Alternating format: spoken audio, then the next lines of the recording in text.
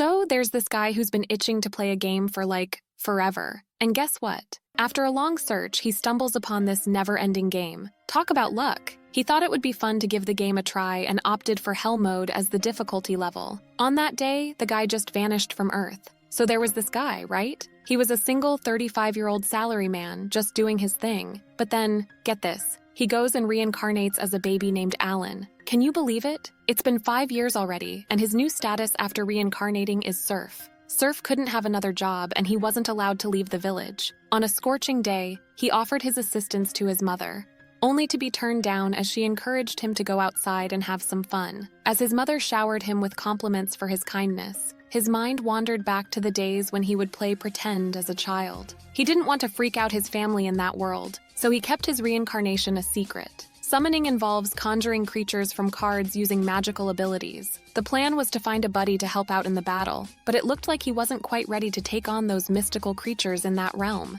He just really wanted to go toe-to-toe with that beast. So his main goal right now was to get the beast's blessing. He can level up his status by using the beast's blessing with those 20 card holders. And just like that, his physical strength was now on par with that of the average adult. Controlling one's status meant controlling the game, according to his beliefs. However, he considered strength to be valuable for the time being. The afternoon bell started to ring, and his friend Krina called him to play some games together. Krina was his sparring partner, and she also couldn't go on hunting for magical beasts. They started to play, and it was too embarrassing for a former 35-year-old man. And it wasn't easy to play with Krina. She was faster than him, even though he had increased his agility. With Krina's attack, it seems that he was about to lose the 10th time. Krina seems to have so much fun with Alan more than her father. When she stated that, Alan warned her to not let Mr. Gerda, her father, hear that. Alan seemed frustrated to be crushed by a little girl. Since it was obvious from his face, his father came and told him not to feel bad about himself, because his opponent was a sword saint after all, and she will serve the royal family one day.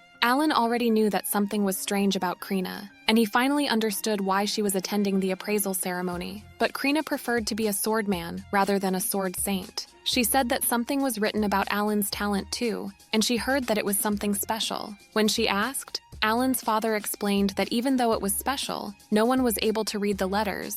So the priest said that he had no talent. Alan knew that even if someone could read the letters, there would be no change because it was showing errors of garbled characters. He was praying to God to fix the talent system, and because of that, he missed the time to talk about being a summoner. His little brother wondered what was wrong with him as he didn't look happy. His father and mother comforted him by saying that even though he had no talent, he was still their proud son, and they believed that he would grow to be a strong man. The family he was in was so poor that they didn't even have a bath, but he was too glad to be reincarnated to that family. His father was 25 years old, and his mother was 23 years old, which means they were still younger than him. While they were talking, Krina's father came, and it was time to go. Today was the day that knights were coming to meet Krina the Sword Saint, and Alan was her companion. While they were walking, the people who saw Krina started to talk about her respectfully. The caste gap between commoners and serfs was big as always. Suddenly, Alan saw the freckled boy who had been bullying him. The boy didn't think he had anything to do with that, as Alan had no talent. Krina defended Alan, and her father stopped her. When Alan was asked if he was fine, he said that he didn't care what the other kids said. A man announced that the knight had arrived and told people to make way.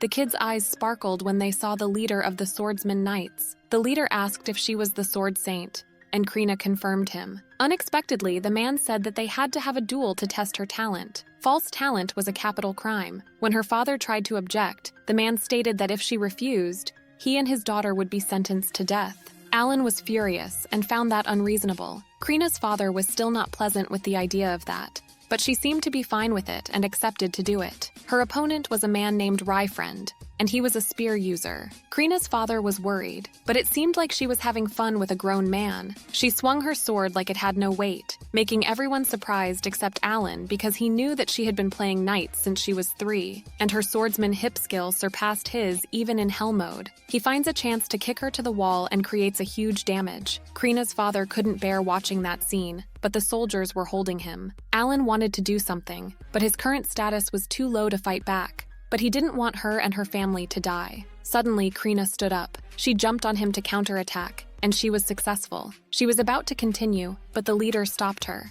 She thanked Friend and called him an old man, offending him. People started to cheer up and praise her. Her father embraced her and asked if she was injured, but she seemed fine. Alan was amazed by her one more time. He admitted that the king would be happy to see that. When she asked if she could be a knight now, he said that she needed to wait until she was 12 and then enter the academic city for talented kids. The freckled boy asked if he could go to the academy, and the leader said that he was going to send an instructor for the entrance exam. Alan looked at everyone's stars, and Krina had more stars than the captain. He figured that the stars play a crucial role in status. It seemed that he was the only one living with Hell mode in that world, and his 100 times effort in Hell mode equals an effort in normal mode. Even though there were no growth limits, it was still null. If 3 stars hold such strength, he wondered how strong he could become. He opened his status and was bummed to see his level being stuck on 1 for the past 5 years. However, he knew that his life as a summoner was just getting started. After the Swordmaster was discovered,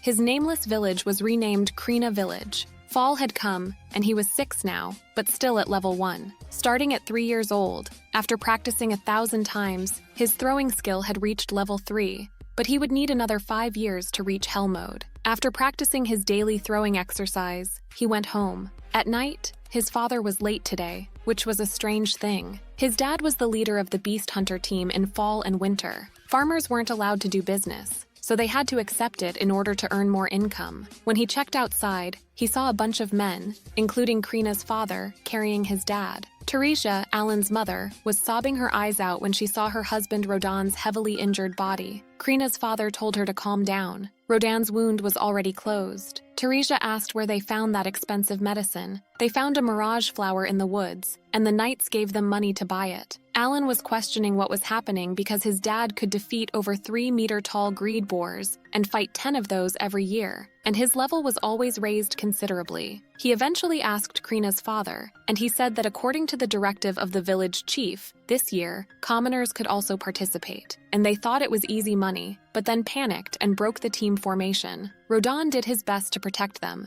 but ended up getting the most damage. They spent all night waiting for Rodan to wake up, and when the sun rose, he opened his eyes. Teresia and Alan's little brother embraced Rodan while crying from happiness this time. Alan was the oldest there, but couldn't understand why he felt so strange seeing them all together. Between him and that family, he felt like there was an invisible wall. Gelda told Rodan to rest and reassured him that he would take care of everything until Rodan completely healed. Alan interrupted him, saying that it was fine and he was going to take care of his dad's business. He was not going to allow anyone to harm his family. His parents were shocked. It was time for him to quit pretending like a kid, and he made his decision. The next day arrived, and he had already started to work. Farmers had to give the landlord 60% of the harvested crops. To ensure that his family would get through that winter, he needed to store up enough food, so he worked hard. 2 days later, he seemed to have a lot more than he needed. It was time for the meat. And after a while, he was done with that either. The experience he had accumulated for so long was finally enough to open the new skill called Card Enhancement, and it was used to increase the summoned stats. He even got some new members. He summoned Bianta and ordered it to use its skill. With his provoke, he could catch about 50 birds. Then they would be fine for the winter. But there weren't any birds around, even though Biantas were using their skill.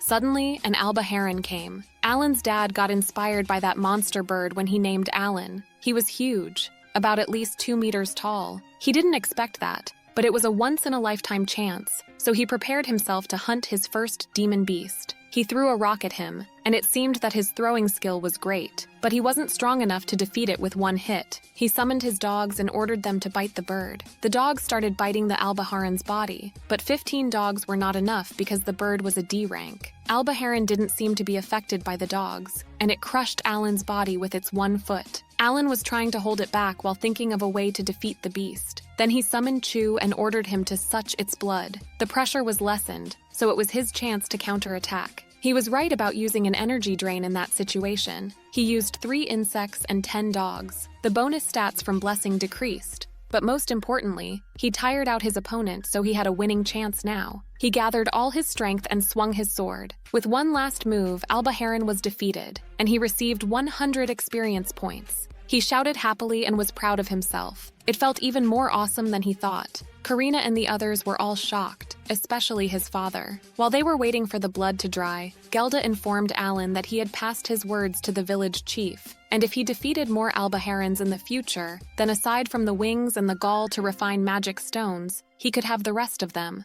Alan thanked Gelda. Now that he knew Bioda's provoke works on demon beasts, he was going to fight an Albaheran every 3 days. He remembered that he got 100 experience points, and when he checked his status, he saw that his stats increased by a lot, and he had finally leveled 2 after 6 years. That was a really long time, as expected of the Hell mode. His strength and magic were also significantly higher than they were at level 1. He knew that it would increase, but didn't expect that much. Since it had been a month now, his father's injuries were fine now, and he decided to talk with them about something. They sat face to face, and Alan started to explain what he had been hiding from them. When he was 1 year old, Alina once said that he needed to overcome many challenges that hundreds of people couldn't overcome, and he had been bestowed with enough special knowledge to do that. While he was explaining, he wondered about their expressions after he finished talking. They seemed quite shocked and didn't want to believe it was true. His father patted his head and said that since birth, he not only had a different hair color from them, but he was also an incredible child, which was why they didn't believe the result of the ceremony, and he believed everything he was saying. Alan apologized for hiding it from them. His father guessed that he had gone through his first challenge. Alan questioned how he knew that, and he said that the small scar on his face disappeared. This made him realize that after leveling up, his old injuries would be healed. Rodin said that he had been given impossible challenges by the ruler of the world, so whenever it gets too hard, he said that he should remember that he had his family with him always. Rodin then asked if Gelda knew about that, because that man was always so proud of his girl, so that was his payback.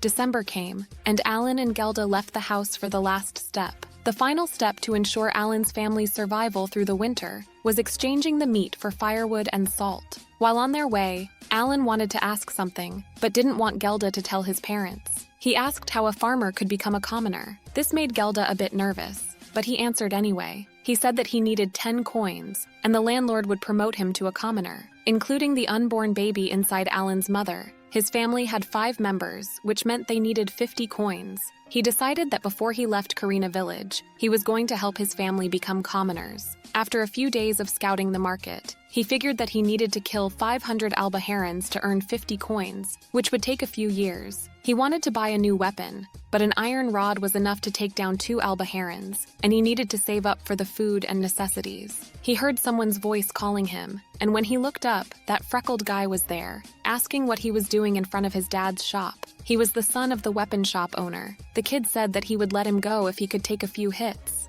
Alan hated that kind of useless fights that don't give any experience points in games. When he ignored him and turned to take off the things on his back, the kid thought he was running away, but he was just getting ready to fight. Alan said that he didn't need to ask because he would knock down whoever stood in his way. He told him to come at him in a competing manner. The kid seemed pretty mad and immediately went to attack, but Alan easily dodged him. He was nothing compared to Karina. He defeated him in a second and asked if he wanted to do it again. The kid was trembling and sweating in anger and said that he was going to beat him next time. He said that he would buy something next time and left the shop. 9 months passed and little Miura was born. While Tarisha was watching them with the baby in her arms, Alan and Dagora were fighting again, but it didn't seem like it was an actual fight as Alan was instructing him about his movements. Alan had been practicing with Mashu, his brother who was 3 years old, and Dagora. He couldn't wait for the assessment in 2 years. At night, Gelda and Rodin came and they seemed pretty exhausted. The village chief summoned them, and this year the target had increased by 5, so they needed to kill 15 boars in total.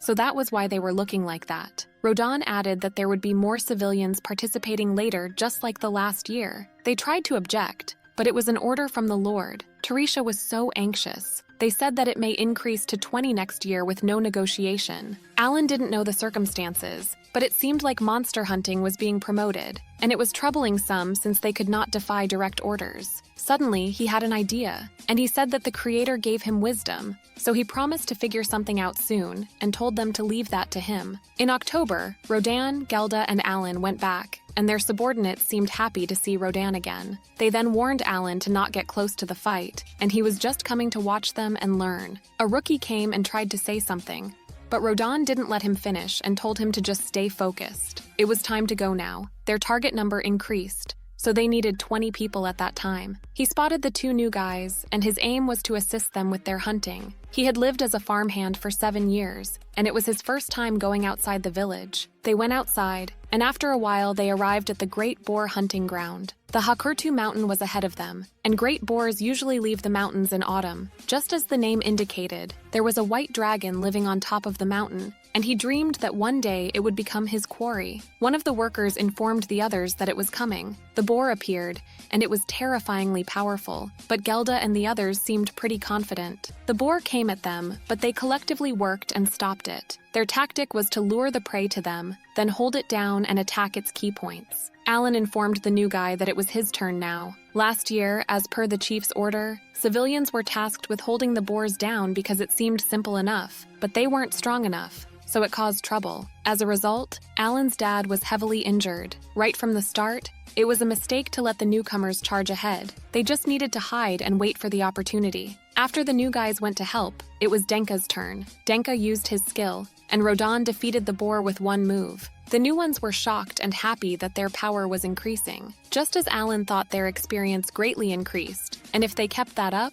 they were going to be at the front line in no time. They got a bit more combat experience now, so they should be able to kill 15 boars quickly. When he hopelessly checked his status, he saw that he also leveled up and gained 400 experience points. From now on, until he earned 50 coins, he decides to hunt more boars and albiharans for more experience. He believed that his life was going to change once his level was high enough. 5 months later in June, his level was at 4, and his summoning skill leveled up. He had been training his magic every day, and after 1 year and 10 months, he could finally become an E-rank animal. There were 2 notable changes. Infinite tools could be stored in a black hole of about 30 square centimeters, which was called storage. Moreover, to create or enhance E-rank animals, he needs magic stones found in the body of the beasts he kills. He wondered if the horned rabbit he hunted for food once had any stone. E-rank tones were useless, so he could pick up plenty in the forest. Gathering stones was going to be tiring, but there was that storage skill.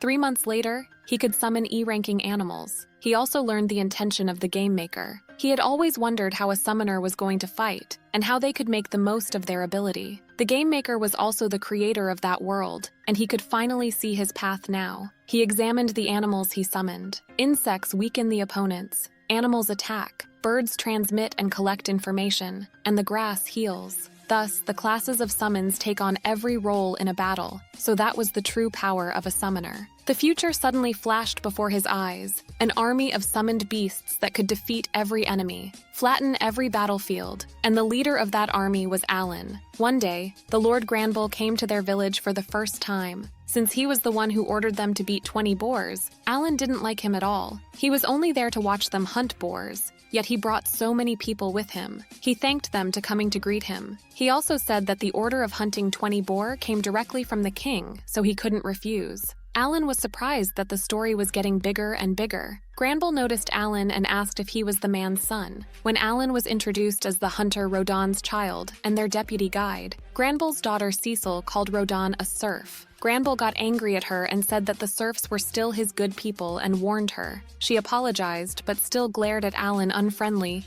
even though he didn't give a single care about her. Granbull requested Alan to lead the way. To fulfill the royal order this time, his strongest knights were going to be the hunters. Alan firmly stated that the quota of 20 boars that Baron gave them could be an achievable goal if Karina villagers worked together according to his father. Before he could answer him, the boar hunting group had returned, and they defeated 3 boars in just one trip, making him shocked. Their armors were noticed, and Alan explained that they were made from the boar skin that the Baron gave them last year. Moreover, they also recruited 20 more hunters this year. Granbull seemed pleasant with their performance. It was admirable that they could kill 3 boars in one day, which means there were 17 boars left. Alan corrected them that only 10 were left, but that was impossible as they just started half a month ago. He said that they had more people so they could kill more boars in one trip. To conclude, he said that they could handle it by themselves for the quota of this year. Granbull understood that he didn't need to worry anymore. When he was about to go,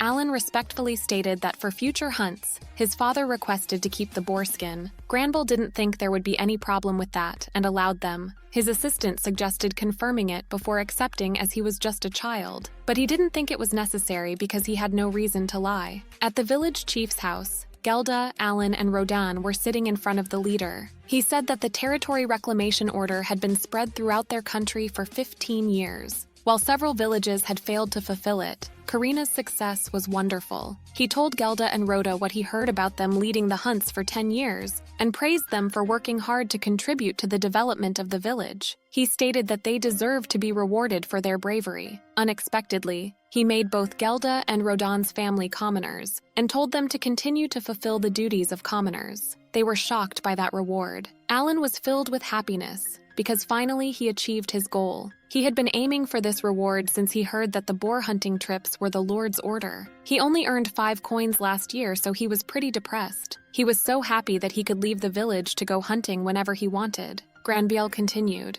saying that all the other serfs who also been hunting for 10 years or more will be rewarded as well. Whether to pay taxes as a commoner or live as a serf, they can consider their choice carefully. He then wondered why they decided to hunt C-ranked great boars. Alan didn't know that either, as his father had never mentioned. Rodan didn't say anything, and Gelda wanted to explain. Apparently 13 years ago, they started exploring that land with other serfs. However, in the fall, many great boars attacked and stole the food they saved for winter. They originally participated in the exploration because they didn't have enough to eat, so they had no place to return to. Then Rodan announced that they were going to hunt and eat those boars. They were lucky enough to kill one, but they lost a friend in that fight. Gelda always wanted to tell Rodan to stop blaming himself for that. The leader trusted Gelda and wanted to reward Rodan's bravery in the past, and said that he could ask for anything. After thinking for a moment, he wanted him to allow his son Alan to work at his house. He was much smarter than his father, and Rodan was sure that he would be useful to him. Not only the leader, Alan was also shocked and tried to object, but his father didn't seem to be listening to him. The leader's assistants didn't have any objections, as there was no doubt that he was a smart child. Alan tried to find a way to oppose that, because his dream of monster hunting was right in front of him. If he worked at the Baron's house, it would be even more inconvenient than now. But the Baron said that he wouldn't hire him as an errand boy. He wanted Alan to be an official servant of the Granbiel house. His father seemed surprised and excited, but he didn't even know there was a difference between those two jobs, and the only thing he could think is to find a way to refuse that. However, when he looked at his father, he saw that his face was covered in tears of happiness, and there was no way he could refuse something like that after seeing his father's proud face. With that, he became a servant for the Baron's house and was going to leave the village with the Baron in a few days. His brother was crying, and Karina also didn't seem happy about that. He told her to take care, but she didn't answer him back, so he offered to play night again. Both Karina's and Alan's families were watching their goodbye night play. They started to fight, and they noticed that Alan was much faster now. He was literally pushing her back with his attack. Alan was dedicated to winning today, and he sure did. They were all shocked that Alan won the play for the first time, but he said that it was a draw and they hadn't settled it yet, so they should play again. Karina accepted and promised to be stronger next time. Alan noticed that she didn't use that move she used against the deputy commander of the Knights. She was going to go to the academy soon and then serve the royal family, so their chance of meeting again was slim. He used all of his magic stones for that fight, but it was good to see her smiling face as a goodbye. Alan was leaving, so he hugged his mother and tried to stop himself from crying in front of his little brother. He told his brother that he had to be strong to protect their little sister. Dogora came and gave him a dagger from their family's shop and left. The carriage arrived, and his life was about to change the moment he stepped into that carriage. His father told him that his future will now end at being a servant forever, as if he read his mind and advised him to make use of that opportunity. After that, he got into the carriage and left Karina to begin his life in the Granbiel house. At the Granbiel city, we see Cecil being on Alan's shoulder to pick an apple from the tree. After leaving Karina and coming to the Baron's house, Alan became the personal servant of Cecil at his request. When she tasted the apple, it was so sour, so she wanted to eat Pawpaw to wash out the taste and told him to go to the market and buy some for her. Day by day, he was constantly ordered around by another 8-year-old girl and had no chance to go monster hunting. When he was about to go, they noticed an airship, and it looked like a flying city. Cecil corrected him that it was a magic ship. Her brother was going to return from the academy in spring, as she mentioned. She then told him to hurry up and go. After another day as a servant, he returned to the loft behind the mansion and had a good sleep. He smelled a poo, which ability was restore someone's energy in 5 to 6 hours for 24 hours after smelling its scent. His room was only about the size of one room in a net cafe, but since no one lived there other than him, He could practice magic as much as he wanted. He got ready and entered the mansion. Risco greeted him and asked if he was all right being Cecil's servant. In Baron Granbiel's house, there were 30 servants in total. In this world, a noble house also includes their servants. However, those who had only worked there for a short time wouldn't include it. After having breakfast with the servants, he went to Cecil's room. He had two main duties in that house. First, taking care of Cecil and serving meals. The servants' meals were simple, like bread and vegetable soup, but the family's meals weren't like that. He wondered if the Baron family was trying to be frugal. Lady Granbiel noticed that Alan was used to working here now. He said that everyone had been helping him a lot. She couldn't even tell he was a serf because of his looks and intelligence, but Granbiel knew that he didn't have any talent. It was understandable that he knew a lot of things about him, but Cecil seemed surprised that he didn't. She said that she was a sorcerer and her Mihai was a swordsman. Alan was impressed as sorcerer was a 2-star talent. Her father, Mr. Granbiel, warned Cecil to not carelessly reveal her talent like that. He then turned to Thomas, his other son. Thomas was crying because he didn't have any talent either, but wanted to study at the academy like his older brother and Cecil. Talents were more likely to appear among low-ranking commoners and serfs, so it wasn't surprising to Alan. 2 among 3 of their children had talents, which was the real point. He was surprised because it was a rare thing to happen. Lady Granbiel stated that Thomas didn't need to apologize, and Mr. Granbiel added by saying he was accepted into the House of Lords, and he would meet great people without talents there. Lady Granbiel mentioned that she and Mr. Granbiel met at a ball there. Cecil was going to be studying at the academy when she was 12, and start learning like Karina and Dagora. In the next scene, Alan has a day off, so he goes out to the city to collect information. There was no curfew for a servant, so he needed to come back before the next morning. The market was located at the north gate of the territory, and it was a 2-hour walk to the central square of the market. If he starts from the south gate, it would take 4 hours. While he was exploring the city, he realized that Karina Village was no match for that place. He then arrived at the Adventurer Guild. In this world, there was an organization of adventurers called the Adventurer Guild. Basically, adventurers earn a living by hunting monsters, and that was exactly the job Alan needed. He could earn both experience points and money. When he entered, the receptionist woman said that adventurers could only sign up when they were 12 years old, so he wasn't allowed to join. This devastated him, but even though he wanted to work as a servant for a few years to please his dad, he was not planning to give up on monster hunting. Before he left the Adventurers Guild, he noticed that there was a bulletin board for mission requests. There were a lot of species there like horned rabbits, ogres, armored ants, and so on. But strangely, there was no information on where they usually live. While he was checking the board, a man saw him and asked why there was a kid in there and told him that this was not a playground. Alan ignored his statement and asked where he could find that type of monster. The man didn't understand why he was asking him in an annoyed manner. Alan answered that he would go away if he answered. The man explained that it was usually difficult to get to those places, so it doesn't state where they live. They say the closer you get to the White Dragon Mountain, the more high-level monsters appear. Alan was surprised that he was telling him everything. The White Dragon Mountain was the place where the great boars were born. The man mentioned that he had never been there, but he heard that it would take 7 days to get there from here. Since he answered Alan's question, he should go away, but he asked if he was familiar with the roads around there, making him annoyed. Alan then noticed that there was one monster that had written its place, and it was Murugolsh. He realized that his father named Machu after those. The man said that those things were too fast for adventurers like him, so he left that to the knights. When Alan asked about the White Dragon, he said that he was hoping the knights would kill that one too. It was still a mystery of that place.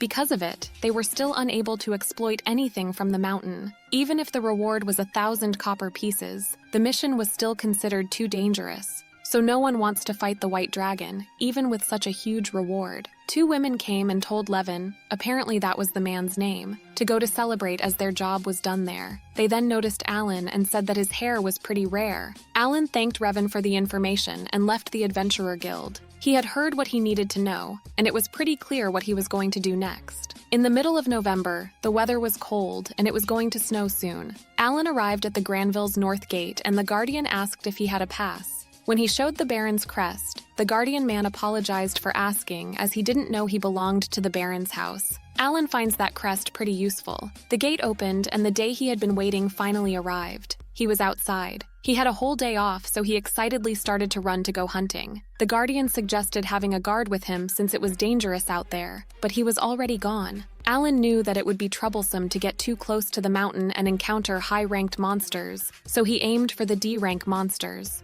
If they were like the Albaharan, he wouldn't lose. He had run 10 kilometers and stopped in the middle of the forest. He summoned a bird named Hook and told him to move to the right by 1 meter to test its intelligence, and it moved right away. He patted its head.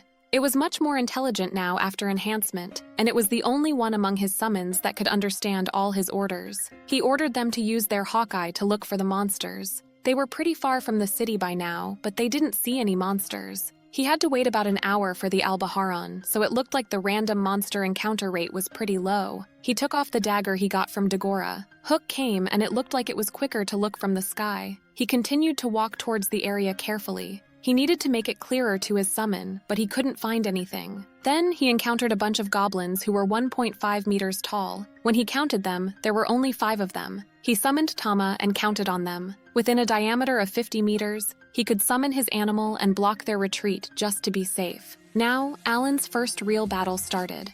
There was a harsh fight between the Thomas and the goblins, but Alan believed that Tama could handle this. However, the goblins were using their swords, and with one hit, one of the Thomas disappeared. This wasn't going to be an easy win, so he decided to try Ageha, a poisonous butterfly. Ageha released something and the goblins fell asleep. This gave him the chance to throw them rocks. But just like Albaharan, he couldn't kill a D-rank monster with stones. He ordered Tama to go, and Tama finished. He received 200 experience points from one goblin. It had been less than 2 hours, but he already gained 1,000 experience points with one 5 goblin. This hunt was much more efficient than he had expected, and those monsters gave the most experience points so far. He then looked at one of the goblin's bodies and used his dagger to take off the stone from its body. He didn't like doing that, but magic stones were a summoner's lifeline and he had to collect them. Some time passed and Hook found 5 goblins within 3 kilometers from there, and so far he had defeated 80 goblins and 5 horned rabbits.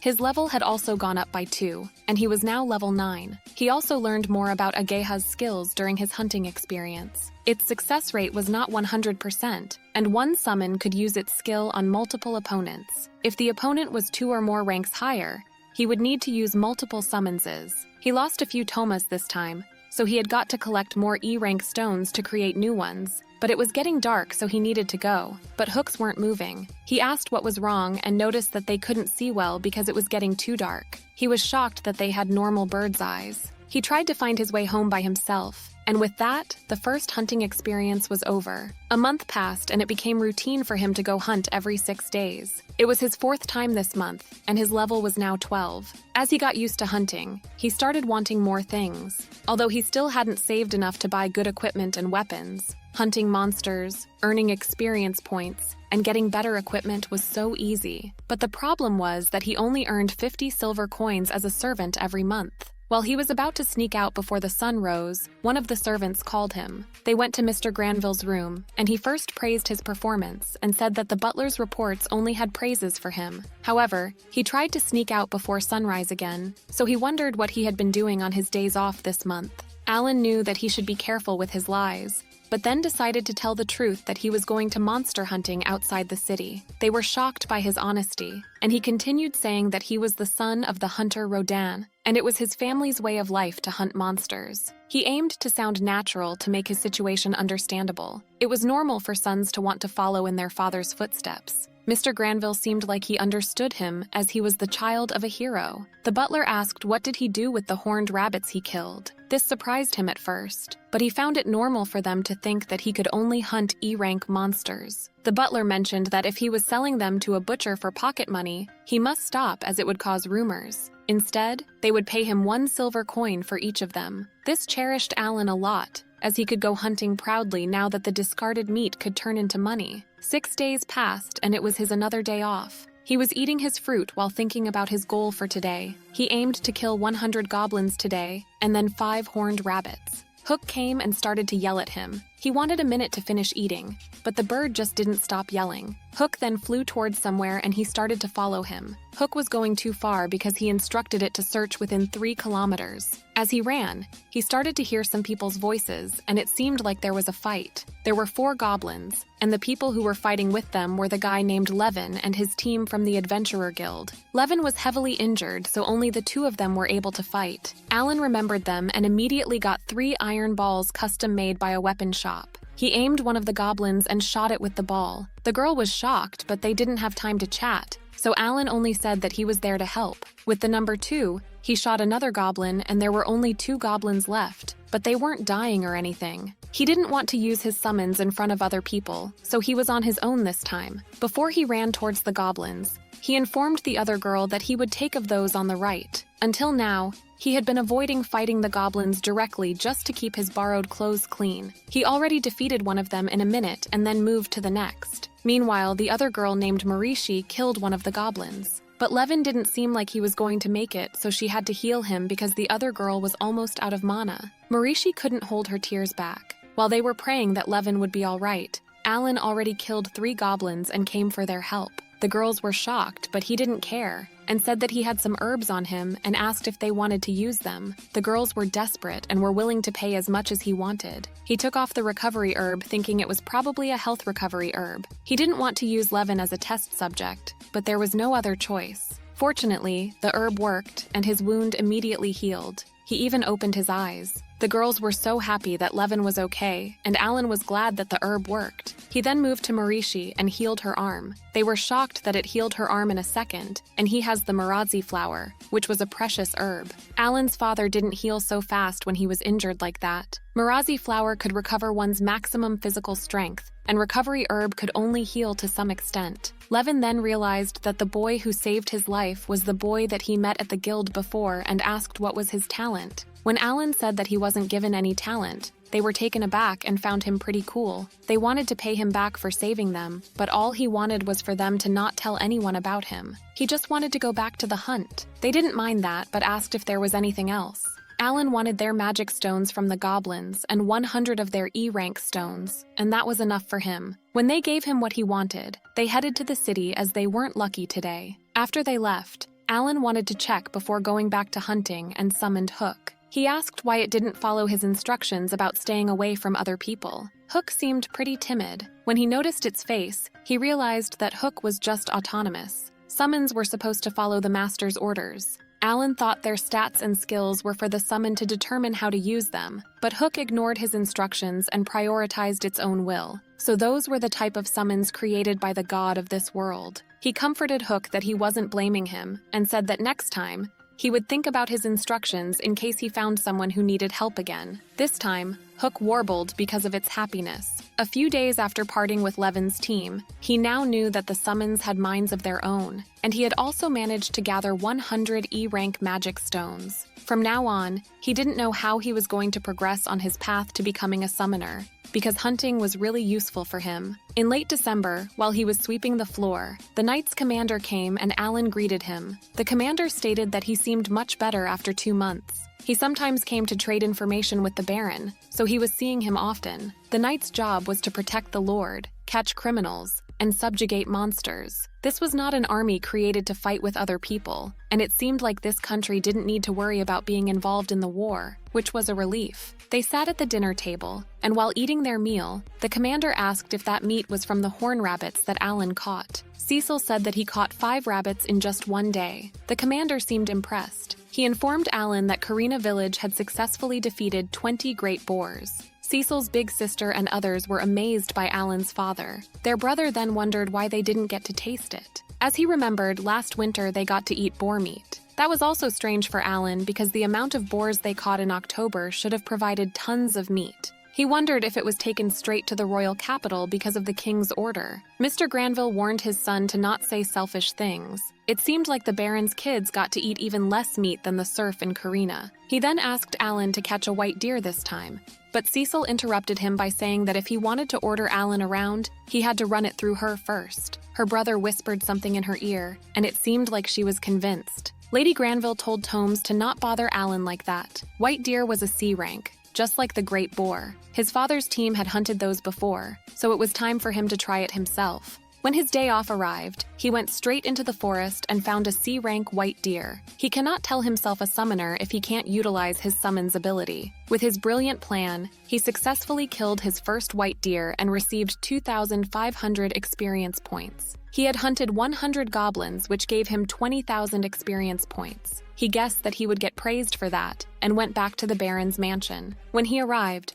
Mr. Granville thought there was a monster that appeared in the mansion area and ordered his butlers to pick up their weapons and hold out the monster until the knights came to his aid. However, behind the gigantic corpse of the white deer, Alan was there and informed him that he had captured a white deer. Mr. Granville was shocked, and the kids were so happy, especially Tomes. Tomes immediately informed Lady Granville that they didn't need to worry about the New Year party anymore, and Lady Granville was glad. They thanked Alan, and Mr. Granville was still questioning how Alan was truly a talentless kid. He single-handedly killed a C-rank monster at 8 years old, so he ordered his workers to recheck his background. Thanks to Alan's achievement that day, the Baron family no longer worries about the meat. Once a week, he was going to be entrusted with a new hunting day, which included hunting monsters to get edible meat and helping people who were in trouble with the monsters. His salary was also doubled to 100 silver coins. No matter how much he hunted, his salary was fixed. He was not dissatisfied, but it seemed like the Baron was in financial difficulty. He was glad that he could go hunting twice a week now. March came and the weather got warmer. Cecil woke Alan, who was sleeping in the carriage where they were meeting with her big brother. Alan apologized and wondered why she brought him along with her. Today, they came there to pick up Baron's eldest son, who lives in the dormitory of his school in the city. While Cecil was in a hurry to see her brother, Alan prayed that her brother wasn't similar to her. They then saw a magic ship, and it was so amazing up close. He wondered what was the principle with the fueling. In this world, the clocks were in the duodecimal system, which was quite developed. The people were coming out of the magic ship, and they saw Cecil's brother. He greeted Cecil, and she ran to hug him. He then noticed Alan and stated that he was pretty young and asked if he was a new servant. He confirmed him by saying that he had been a servant since last fall. Cecil said that her servant was a hunter, which the big brother found excellent. Alan was shocked that he was way calmer than Cecil. Cecil's brother then took off a package of gifts and said that he got it from the capital. Cecil thanked him and promised to take care of it. They seemed pretty close, which made Alan wonder how Mashu and Miura were doing. The next scene was the first hunting day since Mihai returned home for his spring break, and Cecil ordered Alan to hunt a lot. So he hunted 5 horned rabbits, big toad feet, and an abarred ori. He wondered if they were having a feast when he returned. His storage was limitless, but those things were too big to be put through the hole, so he had attracted a lot of attention walking like that on the streets. The guardian welcomed him and opened the door. When they went inside the mansion area, he saw that Mihai and the commander were practicing. From what he saw, he found Mihai's movements amazing, and it was his first time seeing the commander using his sword. The commander decided to stop for today and stated that Mihai improved a lot in the past year. Mihai thanked him, but then said that he was 13, so he didn't want him to call him young master. The whole family was watching them, and Cecil noticed that Alan was back. She said that the head chef would be happy for his hunted animals. Mihai approached Alan and asked if he had time to spare with him. Alan seemed surprised, and before he answered, the commander lent his sword to him. The sword was the miserable, as expected of the commander. It was Alan's first fight since that one against Karina. He checked his status, and his status was still in hunting mode, but he wanted to fight seriously. Cecil worried if Alan could use such a big sword, but Thomas wasn't worried as he could defeat a C-rank monster. They got ready, and the commander started their fight. Alan tried not to get hurt and be careful. With their first touch, Alan noticed that something was off as the attack wasn't really strong, and the strike didn't do anything to Mihai. He didn't realize until now that he was losing speed. He went back and made a powerful attack, but Mihai stopped him with one hand. While they were fighting, Lady Granville seemed worried so. The commander comforted her that Mihai had survived through a year in the academy, so there was no way he could lose to someone who had never gone to school. With that, Mihai made his last attack and caused Alan to lose the match. The duel ended there, and Mihai praised Alan's skill, saying that he was excellent for a young boy. Alan thanked him, but was still shocked at how strong he was. Cecil and Thomas came, and they praised how fast their brother was. He said that he had to be fast because he was going to fight in the dungeon during the summer vacation. They seemed pretty shocked. He said that they were going to fight monsters in the dungeon, and he was told to drop out if he can't get through it. His siblings were upset that he wouldn't be home this summer. He said that even though it could be tough, the holy sword Dobrig gave him his sword, so it was fun too. Alan was listening to him carefully and found it amazing. Exploring the dungeon and learning from the holy sword was indeed amazing. When Cecil asked when he was going to be at home again, Mihai said that the next spring break. Alan confidently wanted to fight with him again at that time. This surprised him for a moment, but accepted. He then told him to take care of his sister, and he said yes, like he was steadily establishing his position as a servant. He wanted to go hunting every day. At this rate, he was going to be Cecil's servant for the rest of his life, and he knew he needed to find a way to quit without bringing shame to his dad. A few days passed, and Mihai returned to the academy with the magic ship he came there with.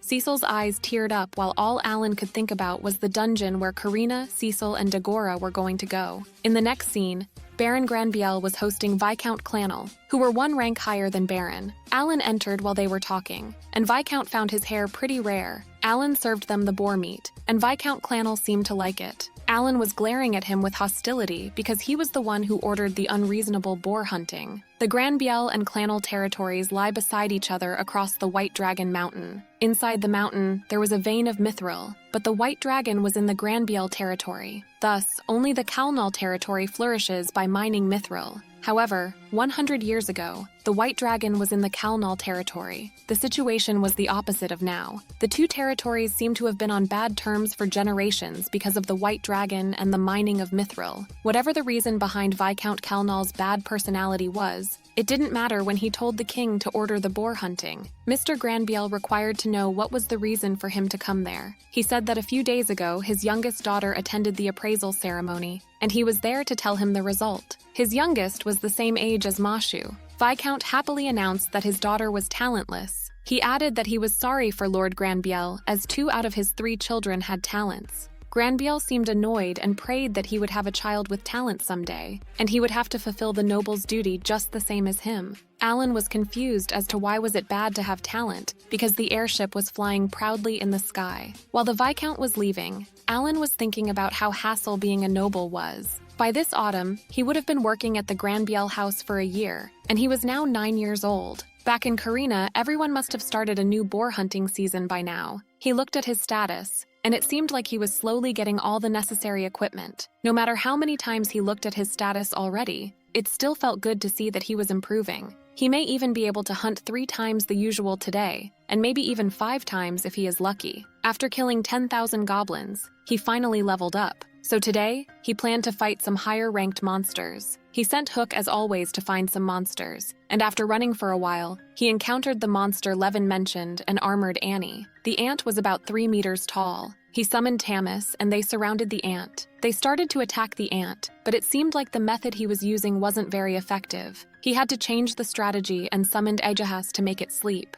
Their poison seemed to work on a C-rank monster like the ant, which made Alan pretty happy. It wasn't fully effective, but was good enough. He could still use this strategy on White Deer. He needed to kill it before it woke and started to look for the wound caused by Thomas. When he found it, he used his dagger to kill it, but wasn't sure if his offense stat would be enough. He aimed its neck, but it was still too hard. He needed a better dagger. The ant started to wake up. Alan was dedicated to not letting it escape, so he used all his strength. After using his last strength, the ant was dead, and he received 3,000 experience points. He seemed relieved and started to collect the magic stone. But no matter how hard he hit, its skin was so firm that he couldn't penetrate it. With the anger from not being able to collect the magic stones, he decided to look for orcs. After a while, Hook found one, and Alan started to watch it from a distance. It was pretty big, around 2 meters tall, but surprisingly, it was sleeping. Alan's summons were never exhausted, but it seemed like the monsters also needed to sleep. Since it was the right time,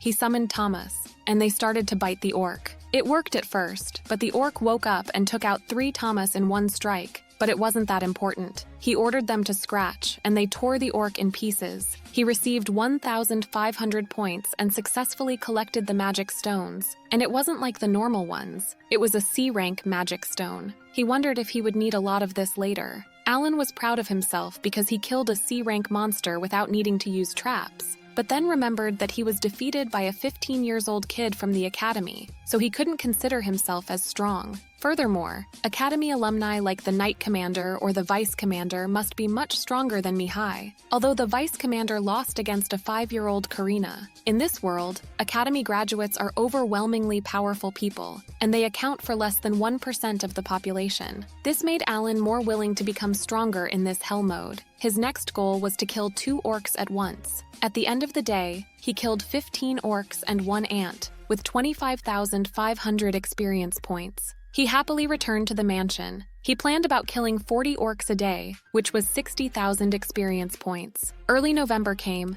and Cecil's teacher came to the Baron's mansion. Cecil warned Alan to not say anything rude in front of his teacher. Today, he was allowed to attend classes with Cecil as a present for the first anniversary of servitude. The bearded old teacher asked if Alan had any questions for him. Alan asked if he could tell him the conditions for using magic. With his summoner talent, he made a hypothesis. The creator of the world set the growth rate of a summoner's intelligence at S. That's why when his level went up, it also became easier to learn things. Then he wondered if his intelligence could be used for learning magic. Cecil couldn't understand why he wanted to know that, as he didn't have any talent. The teacher agreed to explain it briefly. The teacher stated that he would need a talent that could use magic. Without it, he wouldn't be able to use any spell. Alan was disappointed. The teacher then mentioned that Cecil could not use magic yet, even though she said she was a sorcerer. She wanted the teacher to bring out his crystal ball to prove that she could use magic. She did prove it because the crystal lit up. Alan wanted to try it too, and the teacher allowed him. It was his chance to see if he could use magic. But no matter how hard he tried, the crystal ball didn't shine. He couldn't believe magic was impossible for him, because if that was the case, then what the heck was his high intelligence for? With his current status, he couldn't use magic, and he couldn't win with a sword either. Thus, the hypothesis was quietly denounced. December arrived, and it had been a year since he was officially allowed to hunt, and somehow he had gained many more acquaintances in the city. While he was in the town, he noticed some hustle between the villagers and Levin's team running towards somewhere. Alan approached them and asked what was happening. Levin said that Madagalshu appeared near the south gate. Alan asked if they were going to fight, but they were definitely not. Only the strongest person in the territory, the Knight Commander, would have a chance against that thing. But the Commander and the Vice Commander were absent right now. That's why they need to evacuate people before the monster kills everyone.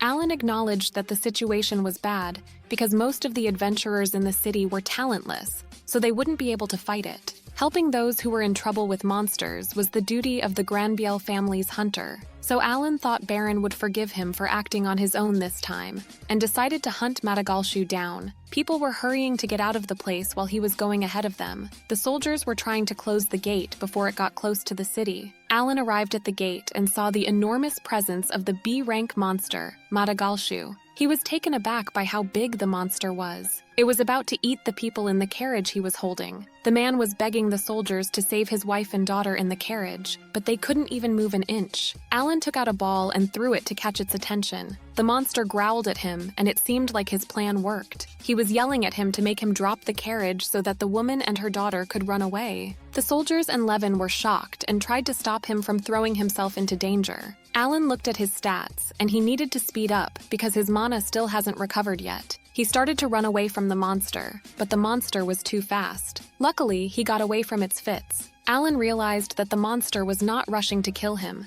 It was literally having fun. He cursed at his father's naming skills. The Madagalshu was grinning gleefully while Alan was full of anger. He was about to make it regret not attacking him. He summoned bugs and birds that had the agility and endurance to dodge its attack and started to run away. Everyone was shocked that he used himself as bait. They were running towards the forest. Now that they were quite far from the city, he ordered a Gehas to put it to sleep. But the monster cut the butterflies like they were nothing. After some time passed, Alan was catching his breath while hiding behind a tree. He knew he lost it because all his debuffs didn't work. He had to get more experience points for now and take his revenge after. He was glad that at least he could lure it far enough from the city. However, while he was walking, the monster appeared behind him with its disgusting, mocking face. He started to run away from it, but then encountered the orcs and armored ants. 3 days passed, and Alan arrived at the gate looking miserable. Before he could say that he was back, he fainted. The soldiers carried him and contacted the Baron. They brought him to the mansion, and after 2 days,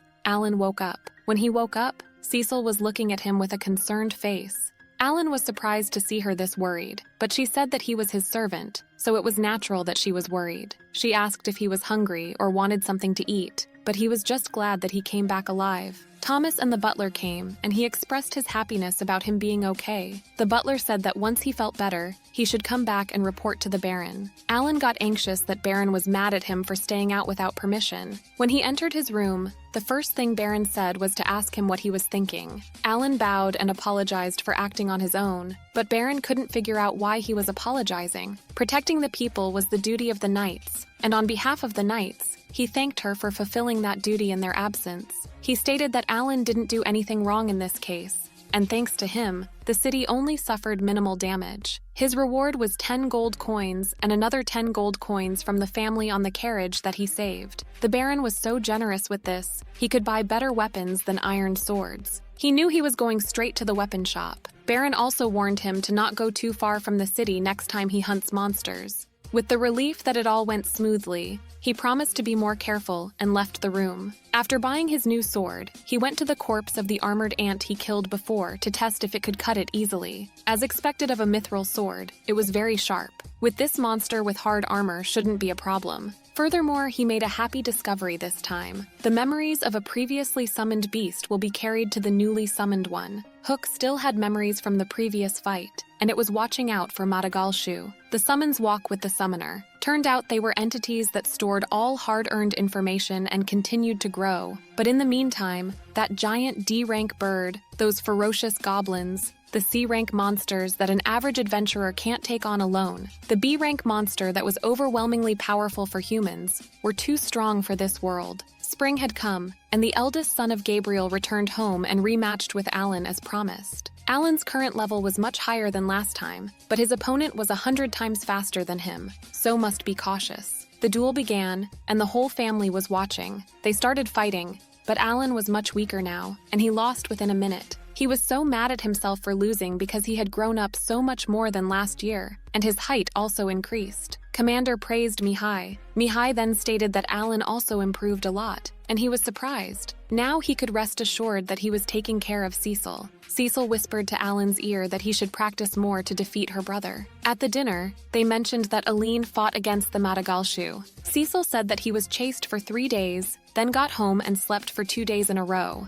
Thomas asked if he could defeat it, but Cecil found it impossible for him to defeat a B-ranked beast all by himself, even though it was her brother. Suddenly, one of the soldiers came inside the dining room and informed Baron that the white dragon had awakened. The tension in the room increased as they heard the white dragon, the beast, had been sleeping in the mountain for 100 years. The soldier added that an adventure guild saw the white dragon fly towards the Kalnal's territory. Baron ordered to conduct an investigation on all of the miserable mines. Commander seemed pretty chill about the situation and informed Baron that they needed to investigate the 4 main mines first to know the new settlement of the White Dragon. The slopes and foothills of the White Dragon Mountain were full of high-ranked goblins and orcs, so it would probably take a few months. Thomas and Cecil were pretty excited about all that, as history was going to change after 100 years. Mihai was also excited that his return next year was going to be so much fun. Commander warned everyone to keep it a secret, as there was still a chance that the White Dragon would come back. Alan was also nervous. He didn't want to lose his chance to hunt the beast by himself because of a large-scale punishment. In the first week of July, Alan checked his stats, and it seemed like it was a fruitful day. The movement of the White Dragon towards Kalnal was indicated. He needed to check more things out there. It took 2 more years to go level 1 up in summoning skill. Rank D summoner seemed to be the lowest, but he wanted to see the comradeship skill first. He hoped that it was also useful like storage. He ordered Hook to comradeship, and suddenly something weird happened. This was his vision through Hook's eyes, so now he could also see what it sees. He figured that it was the ability of observation assimilation for both of them. When Hook flies, he notices that not just vision, but also hearing is shared as if he was riding it around. Combined with the Hawkeye skill, he could see miles ahead. He then noticed that Hook flew 50 meters above him, so he couldn't give orders when he was out of this range. It was the same as controlling several characters at the same time through the screens. Even though it was limited to the summons with intelligence above 100, there was no limit for quantities. For each summons, he needed 200 intelligence points for comradeship. So with 1,200 points, he can control 6 summons. He now understood that this was the reason why they had to keep increasing intelligence. After thinking a moment, he decided to see the new D-rank animals. He had 1,000 D-rank magic stones, so he could use them however he wanted. When he summoned them, there were even fish included in them. Apart from Jagabata, their intelligence was all above 100. That means he could control them from a distance using comradeship. But he was quite sad because he couldn't give orders from a distance to Tama. But now they had a team like Hook already. He then noticed something else. He just needed to use summons to hunt beasts. There was an armored ant over there, and he ordered Spider to shoot and Silk. The spider followed his orders, and then it was the bear's turn to come and beat it. It wasn't overwhelming, but only a few summons could defeat an armored ant already. He was proud of his summon team. Hiro and Hook were in charge of reconnaissance, and with Harami's ability, the team's ability to dodge attacks greatly increased. It was not possible to add more troops to the battle. He thought assistance would help. With those bears taking care of both attack and defense, they wouldn't have to worry about C-rank beasts anymore. The ability of comradeship was not interrupted while he was asleep, and the team only needed to be summoned once to be able to gain their experience continuously for 30 days. He ordered his team to not get too close to the strangers, and even when they were suddenly attacked, he told them to not fight back. While he was leaving the area, he thought about how useful this talent was. He didn't even feel uncomfortable controlling 8 summons at the same time remotely, and he felt like his strength increased greatly all of a sudden. Being able to observe such a large area must have many other applications, as he thought. He was still curious to see what was on the other side of the mountain range, where the white dragon was located. Then an interesting idea came up to his mind. In the Karena village, Dagora and Karena were practicing, and they called Mashu to join them. While they were joking around, Hook was watching them. Meanwhile, Rodin, Alan's father, was working in the field and noticed the strange-looking bird, Hook. Hook then checked the house to see what his mom and Miura were doing. His mother was doing Miura's hair, and they seemed to be in a good mood. When Hook left the house, he dropped 1 gold coin for them. Alan decided to visit them every day, and was actually glad that he had the comradeship skills. October was also the month he turned 10 years old. He had been working for the Baron's house for 2 years. While they were having their tea times, Baron asked what was the situation at the mines now that the investigation had been going on for half a year. Commander stated that just as they feared, after more than 100 years of absence, that place was now full of magic beasts. Not only around the 4 mines, but magic beasts even gathered near the Mithril refinery. Overall, they needed to clean up the magic beasts, recruit people to form a mining team, and build a transport route. Commander believed that it would take 3 years to restore the nearest coal mine to this city. 3 years was a lot for them. Baron knew it was overwhelming, but asked the commander to try to escalate it as fast as possible. He then asked about the situation in Kalnal. Commander informed him that they were too hasty to exploit the mines and angered the White Dragon, as Baron expected. Alan was glad that he didn't use the comradeship to observe the White Dragon after what he heard. It would be a big deal if all the summons ran back there in fear. Baron added that they wouldn't continue mining because that idiot Viscount didn't know what to do next. He ordered them to pay attention to him and, at the same time, promote the plan to mine Mithril. With that, the Night Order's punishment had officially begun. Alan checked the situation, and apparently his team defeated 2 orcs, gaining 3,000 experience points. Once Alan was 12 years old, he would leave this place and begin his adventure guild. There were only 2 years left, and meanwhile he decided to help with the reopening of the mines to repay them. At the foot of White Dragon Mountain was the territory of goblins and orcs, and the back of the mountain was the lair of the armored ants. The Goblin King rules over the goblins, the Orc King rules over the orcs, and the Ant Queen rules over the ants. There were also baby goblins, so seeing them made Alan hesitate. While looking with Hook's eyes, Alan noticed something. There were human skeletons in the area. The goblins ate humans and stole weapons. Before seeing that, he usually hesitated when he had to remove an exp supply, but this time he decided to kill all of them without leaving one. He summoned Harami and told it to swing away. The bears were the first ones to attack. Bears were fighting with the goblins, but the monsters were literally using the weapons they got from the humans they ate. They could attack from a distance, so it was troublesome to hide in the shadows and shoot stealthily. He ordered Hook to be careful of the arrows and told Spiders to take down the archer first. They cracked the gate, and there it was, a bunch of goblins. Alan ordered his Barris to go and destroy them all. The goblins were so scared that they attempted to run away, but it was useless as he already developed his troops that way. He already put 20 bears into the battle, so it was an easy win for him, as he thought. Suddenly, the Goblin King appeared. Alan wasn't intimidated at all and looked like he was waiting for him. Those were the warriors who had defeated thousands of C-rank beasts already, so the king of the goblins was no match for him. Not a long time later, they defeated Goblin King and received 4,200 experience points. He ordered one of his bears to bring all those goblins in one place as he needed to try to collect all the magic stones from inside their body. After collecting them all, it was time to dispose of their bodies. He took off the torch and his storage and put out the fire by itself. After firing up the bodies, the quest at the Goblin Village was complete. He prayed for the spirits and left the village with 48,800 experience points from defeating 223 goblins. In the next few months, he will continue to conquer goblin villages like that, and would probably level up enough to catch up to Madagalshu and at the same time challenge the Orc King. March arrived and Mihai was back from his duty. Cecil and Alan went there to greet him as always, and Cecil was so excited to see her brother. However, Mihai seemed pretty upset. Alan also sensed that there was something strange about him. Mihai patted Cecil's head and said that she was already 10. He seemed like he missed his sister and felt bad that he couldn't see her growing. He then told Alan to fight seriously again. Alan didn't need him to say it first, as he was already going to challenge him. But he was different this year. Back at Baron's mansion, the vibe was different from usual. Everyone seemed tense because of Mihai's strange mood. Alan checked the holder compete, and it was his best single status for the battle. Before they started the battle, Mihai thanked Alan. The fight began, and Alan was unexpectedly faster than ever. His agility reached 1483, and it was almost double compared to last year, which is why he was sure that he would defeat him. However, even though he was faster now, Mihai blocked his attack.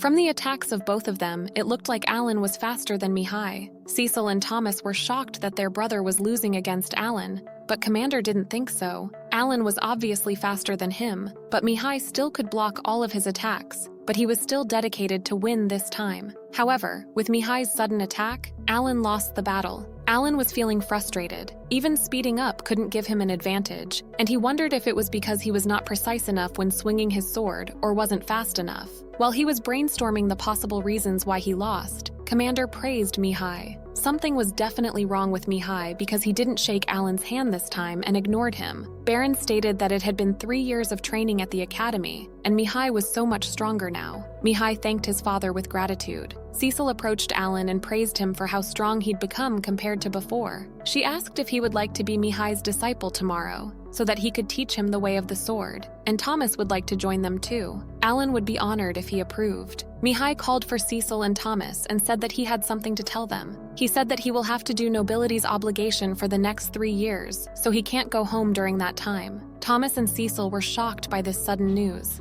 Thomas asked what was the obligation, but Mihai wasn't allowed to reveal it yet. When Cecil asked when he was going to start, he stated that it would start tomorrow. Cecil turned to her father with expectations, but they couldn't say anything. Cecil said that she wanted to stay with her brother for a long time. Mihai promised to send her letters, and after 3 years he would be back. 3 years was too much for Cecil, and she started to cry. Alan remembered the conversation between the Viscount and Baron, so he understood why he was so mentally prepared, but still, he smelled something fishy. At the mansion, Alan asked Rickle what was the nobility's obligation, but he hadn't heard of that before. He was surprised that even someone working at the Baron's house for 12 years didn't know about it. Mihai appeared on top of the stairs wearing armor. Thomas told Cecil to come out and say bye to her brother. She hugged him while sobbing, and it was such a sad moment for them. Baron stated that Mihai was the pride of the Grabiel family, and Mr. Grabiel wished for him to do a good job and come back safely. The other butlers wished him a safe journey, but Mihai walked towards Alan and hugged him.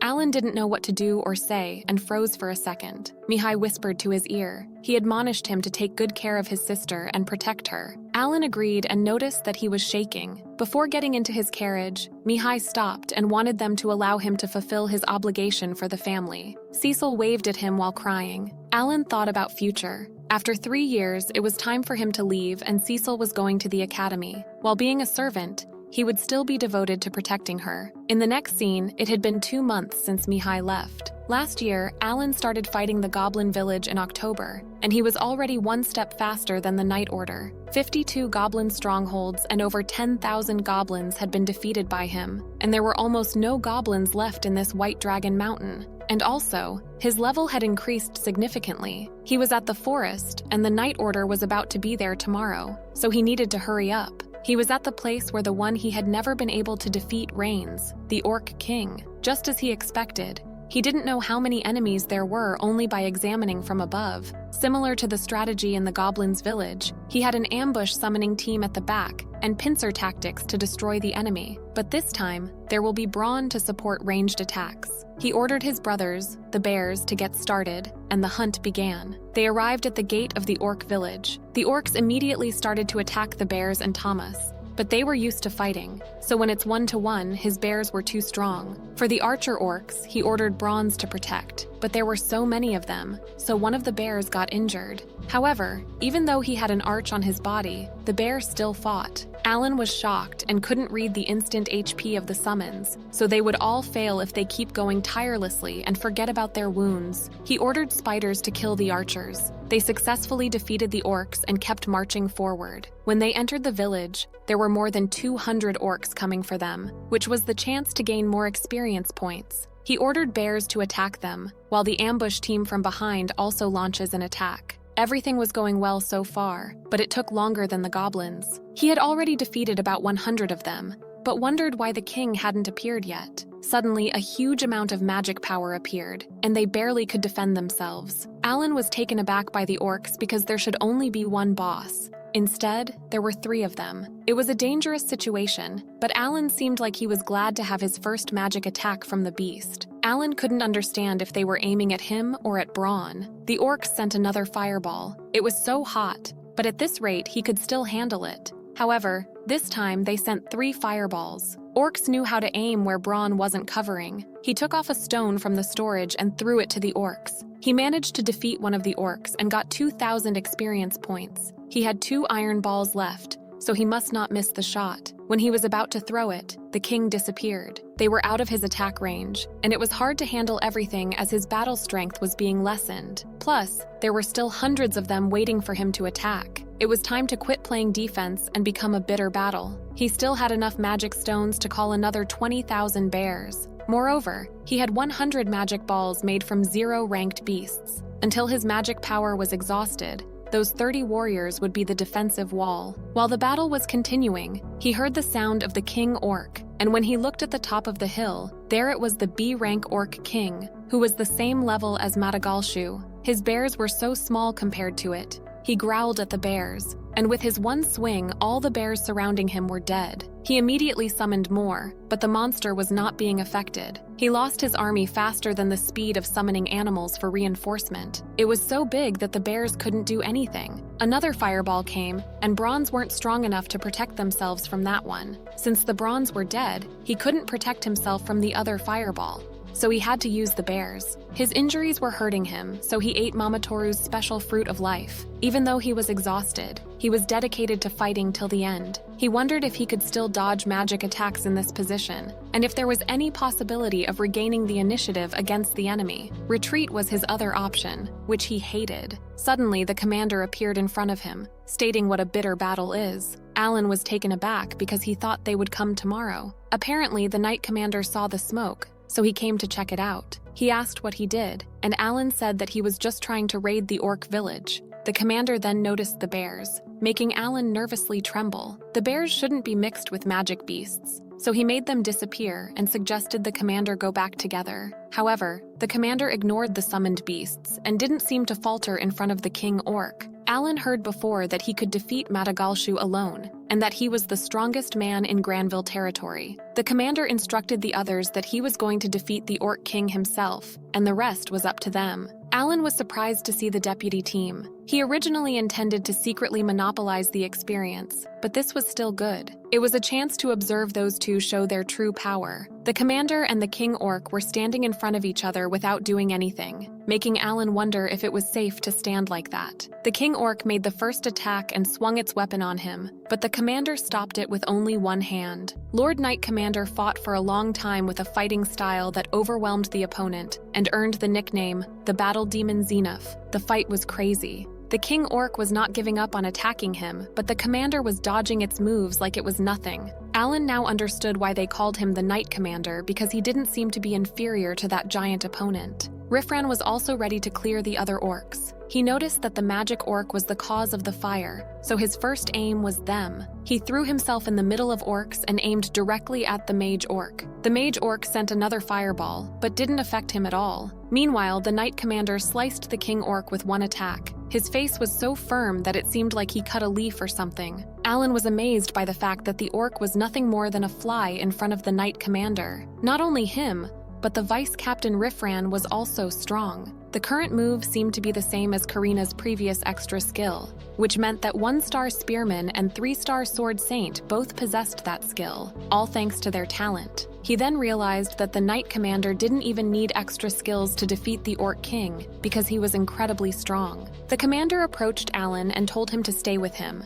and after evening, the knights would arrive. Alan felt a little worried because he didn't ask anything else, so he asked if he could take the magic stones from the corpses. He allowed Alan to do that, and while Alan was collecting the stones, they looked at each other with concerned faces. The commander then said that if they left the barracks like this, the monsters would return, so they should burn them down. His thoughts were exactly the same as Alan's. The knight would take care of the rest tomorrow as it was getting dark, so they decided to go back to the barracks for a rest and talk to the Baron tomorrow. They put up some tents and set up a fire to cook dinner. While they were eating, the commander asked how many goblins he killed, and when he heard that he killed more than 52, he said that it was more than he guessed. The commander explained that 4 years ago, a large amount of Albaharan feathers from Karina village was found near the site where the holy sword was discovered. Moreover, that village exceeded the target of hunting pigs by 10 pigs every year, and then Alan was accepted as a servant of the Grabiel family as a reward. After Alan came to the mansion for a while, suddenly outside the city appeared a lot of demonic beast corpses, whose magic stones had been taken away. Most recently, they had found the bodies of several goblins that had lost their magic stones, as well as traces of a burned-out village. He guessed that Alan had been hunting alone and managed to defeat a C-rank monster. And another piece of evidence was the progress in the battles with young Master Mihai. The commander had always wondered why the appraisal showed he didn't have any talent, so he asked the officials there and they still confirmed the same, but he wondered how they remembered the result of such a normal person from 5 years ago like that. It was because, at that time, there was a very blinding light coming from the strange boy with black hair and eyes. Then, when information about his talent appeared, they couldn't read clearly, so they had to say no talent due to his low stats. He believed that Alan had his own talent, the ability to fight with animals, and Alan confirmed him. Alan decided to answer honestly, because if he confessed that he had been given special powers by this world's creator, he would get himself into a bunch of trouble. But the commander didn't say anything and continued to eat. He said that this was just the result of his small investigation, and the Baron had already known about his talent, making him shocked. That was the reason why he gave him hunting days. It was true that it was a bit generous for a kid like him. He wondered why he allowed him to be so carefree like that, but the commander said that he can't tell him now, but when the time comes, he will know the answer. The commander promised to not say anything to the Baron about today and to keep it a secret, but in return, he asked him to provide a detailed report on the demonic beasts' hunts. After all, they were having the same goal. Alan accepted his terms because he shouldn't avoid it anymore, as he needed to gain experience points. One of the soldiers came and informed the commander that the bath was ready. Alan felt guilty and offered to wash the commander's back to express his gratitude for saving his life. When he got ready, he entered the bath and encountered the scars on the commander's back. He couldn't believe he survived those deadly injuries. The commander asked what was wrong, and Alan asked if he was okay, and mentioned that he also brought some healing medicine. The commander stated that he was fine, and Alan started to clean his back. While he was washing the commander's back, he was thinking about hunting and how annoyed he was for not being able to defeat an orc king by himself. The commander asked if he felt happy while hunting, as if he read his mind. After considering for a moment, he said that it was definitely fun, the feeling he'd get when he keeps practicing and gets stronger. From what he saw from the commander's back, old wounds will heal as his level increases. He remembered there was a wound on his face when he met him 5 years ago. After the bath was over, Alan fell asleep pretty quickly. After a day and night, they returned to the mansion and reported destroying all the bases occupied by monsters. Cecil scolded Alan for leaving her. Baton came and he seemed glad that Alan was fine, even though he went out without permission and was not chastised for it. He didn't get mad at him. After 2 weeks since Alan was saved by the knights, Alan started his 2 Dian orc subjugation and finally defeated the orc king. At first, He let 40 bears attack from all sides because simultaneous attacks reduce the fastest number of enemies, preventing them from forming a formation, and it prioritizes hitting magical orcs first as well. He then continued summoning additional bears to make up for the number of bears that had been defeated, leading the Orc King's power to be fully depleted. He could keep increasing his forces till the opponent was depleted as long as he didn't get attacked, and the experience points he gained from the orc village were 7 times more than defeating the goblin village. Failure was the mother of success. Even in the game, Alan started to collect the magic stones, and from on top of it, the Orc King was really big. He got his first B-rank magic stone. This time he used over 120 D-rank magic stones. He should calculate more savings next time. October came and he turned 11 years old. Since May, he had destroyed 20 orc villages. He thoroughly reported to the Knight Commander as he promised. The time frame for reminding Mithril had been reduced from 3 to 2 years. Next spring was the time to remine Mithril as well as other necessary minerals. Everything was so advantageous, and at this rate he would eliminate all the orcs and would hunt for armor ants by next year. After turning 12, he would begin his life as an adventurer. The messenger of the king arrived at the Baron's mansion. Alan didn't like that man as he was simply there to scare them and then raise the tax. Baron greeted him and asked what was the reason for his visit this time. The man praised his loyalty toward the king. Alan found it strange that he was being sweet all of a sudden. The man took out a box and said that he had something he would want Baron to receive personally. It was a letter from Mihai. This made parents nervous while Thomas and Cecil seemed happy. When Baron opened and started to read the letter, he started to sweat and tremble. He couldn't believe what Mihai wrote in the letter. It had been 3 months since the man received his letter. Mrs. Granbiel took the letter and started crying the moment she started reading it. The man then informed them that Mihai Granbiel, their dearest son, passed away after doing his best for the nobility's obligation. Baron was mad as hell. He couldn't believe something like that could happen, as it had only been a half year since Mihai went, and there was no way a nobility family like his could be put in such a dangerous place. Mrs. Granbiel couldn't stand up and fell on her knees crying her eyes out. The man then left after saying that they would talk about the funeral money later. A huge silence filled the room. Alan was still shocked. He recalled the memory of Mihai telling him to protect his sister, and couldn't believe he had foreseen this coming. Cecil was still in shock, and asked her father what was going on, and what Mihai wrote in the letter. Baron told everyone to leave the room, including Thomas. Alan found this pretty weird. The door closed, and Alan was in the hall swiping the floor while all the maids were crying about Mihai's unexpected death.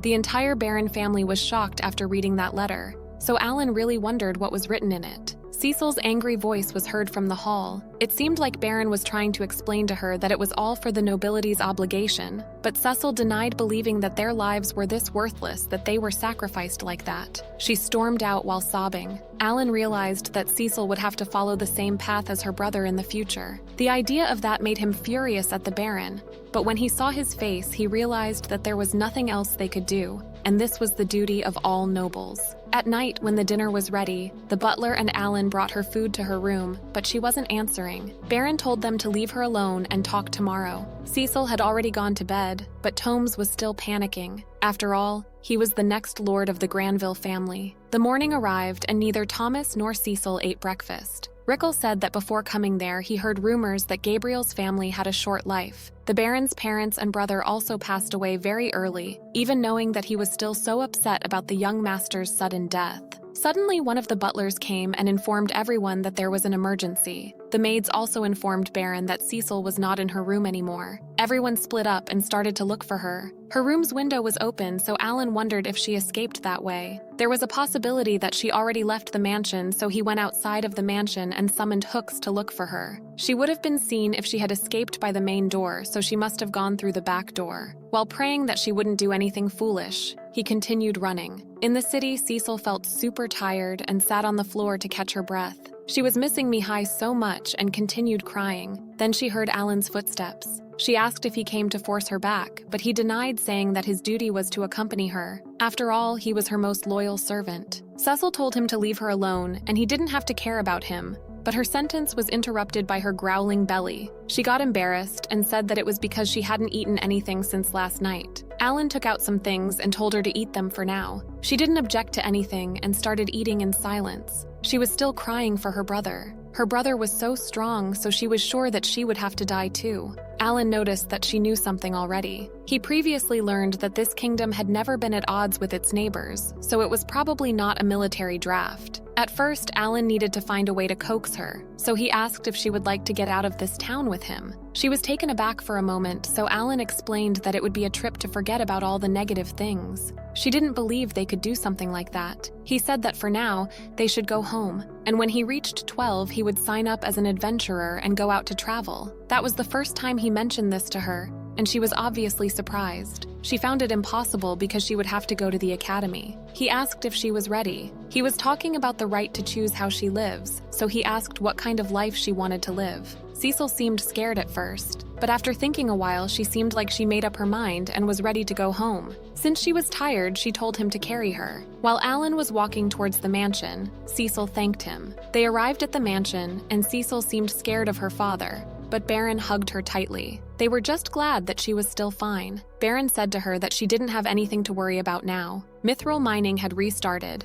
and when they were recognized by the royal family, the nobility's obligation would also be waived. Alan regretted that he didn't start collaborating with the knight earlier, as there would be a chance for Mihai to survive. Suddenly, Cecil said no. She said that she was Cecil Grabiel, and in the name of the family, she was going to fulfill his nobility's obligation. She was going to go on the same road that Mihai did, and will never go away. In the next scene, it had been half a year after young Master Mihai's funeral. The Grabiel family was now returning to normal. The orcs' barracks were all destroyed by the knights, even though he did most of the work. Therefore, they had complete control over the mithril mines. And after the summer, mining would begin. Alan was glad that the Baron could rest now. Now it was simply a matter of keeping an eye on Kalnal, who had just lost his mining rights. He was so quiet, making the commander suspicious. March arrived and we saw Alan climbing on a cliff. Before he went out hunting, Cecil wanted to come with him, but he was so clever and didn't let her go up with him when climbing like that. Everyone knew she wanted to be stronger, but she still needed the Baron's permission to do anything. However, mages could cast magic for ranged attacks. It was tempting to think about. Looked like he reached the right place. Another obstacle in mining next on his menu was the C-rank magic beast armor ant. There were possibly 1,000 in this cave, and a B-rank queen ant was the one who spawned them all,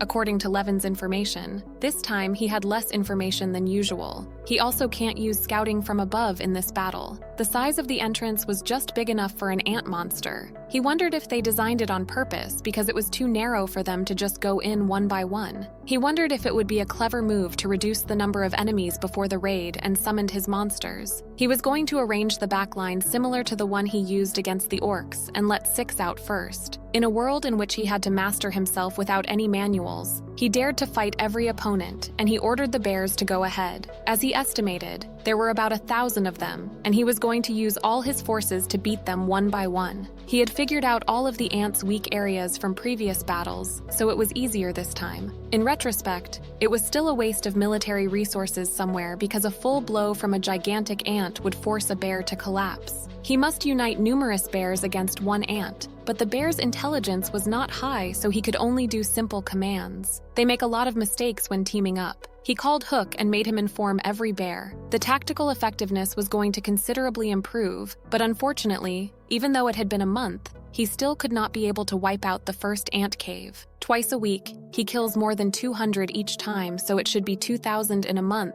So he thought the lack of information was not a problem. Now that he thought about it, something weird happened. A few days more than 200 ants were killed. Their bodies disappeared. He wondered if the queen ate all of them and immediately gave birth to a new batch. Even though he got a lot of experience this time, they kept crawling out, making it difficult to gather all of the magical stones. He had to change his strategy before making another attack on the cave. In May, the Baron had agreed to change the service and hunting schedule. Now he could hunt 2 days in a row. He had been there watching all the time, and so far he killed more than 300. Suddenly, he and the bears heard something. Alan's plan worked because it stopped. It looked like they had stopped coming out of the cave. Except for the queen, there was probably a lot inside the cave, so the first goal was to send more summoned beasts to scout the area. He sent a bunch of hollows to examine the area. It was like a giant maze, and there were small rooms. After a while, the ants found them, so now he had to summon it again. He ordered bears to clean up the remaining ants. It was true that bears were bad at seeing in the dark, so he was going to direct them through Hero's Night Eye. He then found the room of the newborn ants. Alan was focused on controlling 8 summons at the same time. He was deciding which direction the bears were going to attack and how heroes continued to scout the other way. He knew that he must give exact instructions because not a single one was allowed to live at this time, but unfortunately they got blocked again. He ordered Hero to go back to the cards. It felt like he was solving a mini-game in an RPG. It was also getting dark, so they had to get back to the mansion. But if they put this opportunity aside for now, he didn't know how he would get another chance like that. Then he found the queen ant without a doubt. He tried to calm down as his opponent was a B-rank monster.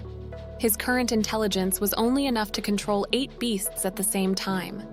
The queen's room was about 5 kilometers west, and there were 10 other ants.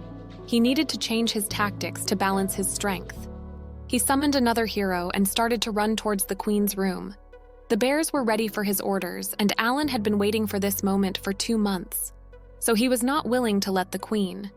The queen was really long, about 3 times longer than the normal ants, but the head was still the same size. First, he needed to build a solid defense line, so he ordered the bears to take down the soldier ants. While the bears were killing the ants, he had to clean up the mess in the way first. But the queen ant was also attacking them, and apparently they know his strategy. But it was okay as they acted very slowly. He ordered the bears to take advantage of the enemy's slowness and aim for the abdomen to attack. While the battle continued, Alan felt like they were inviting him to attack. But at the end, the queen ant was defeated by only 20 bears, which made him confused because it was more than 100 when he defeated the orc king. Now he probably won't be able to return to the city in time, so he has to sleep outside again. He wondered if the master would get angry this time, and he cannot get any more help from the knights. He needs to bring back the spoils to provide the reason for his absence. The queen ant was so smelly, it took 2 months to conquer the first ant cave. He wondered if that meant while he killed 5,000, 4,000 new larvae were born, which was why the queen became weak. Even a magic beast still needs to eat and sleep to stay healthy, so this time the enemy wasn't in its best condition. He got the magic stone, but then noticed something on the floor. There was another weird-looking stone, but he couldn't understand what kind it was. But then he had an idea. The next day, the Baron seemed annoyed that Alan was gone out on his own for an entire day the second time. He had to order all the knights to find him, so he asked if he had any excuses. Alan asked for his forgiveness and stated that he carried out a mission on the slopes of the White Dragon Mountain, and yesterday he finished conquering the armor ant's lair and defeated the queen. He informed him that he was committed to completing this task because he knew it would assist the Granville family with an assertive tone. Baron was shocked, and Cecil didn't believe him and told him to come up with a better lie. Alan remembered that the news of his invasion of the monster territory hadn't reached the Baron's family yet, so he wanted them to allow him to show the proof. He took out the shell of the queen ant that he killed yesterday. They were all too stunned to speak. He thought they would be happy, but they didn't react at all. The Baron stated that it was a strange color, and it was very different from the normal ant's armor. He asked Zenith, the knight commander, if it really belonged to the queen ant. But Zenith had never seen a queen ant either. They had never thought that they could destroy the ant's lair before, because it was a bit too much for the knights. Alan was surprised to hear that while Cecil was sure he painted it on purpose to trick them, he immediately denied the accusations and said that the knight commander should be able to defeat the queen too. The commander Zenith stated that he had estimated that they would have to bring a team of thousands to destroy such a giant ant colony. Breaking in through the door was tiring enough.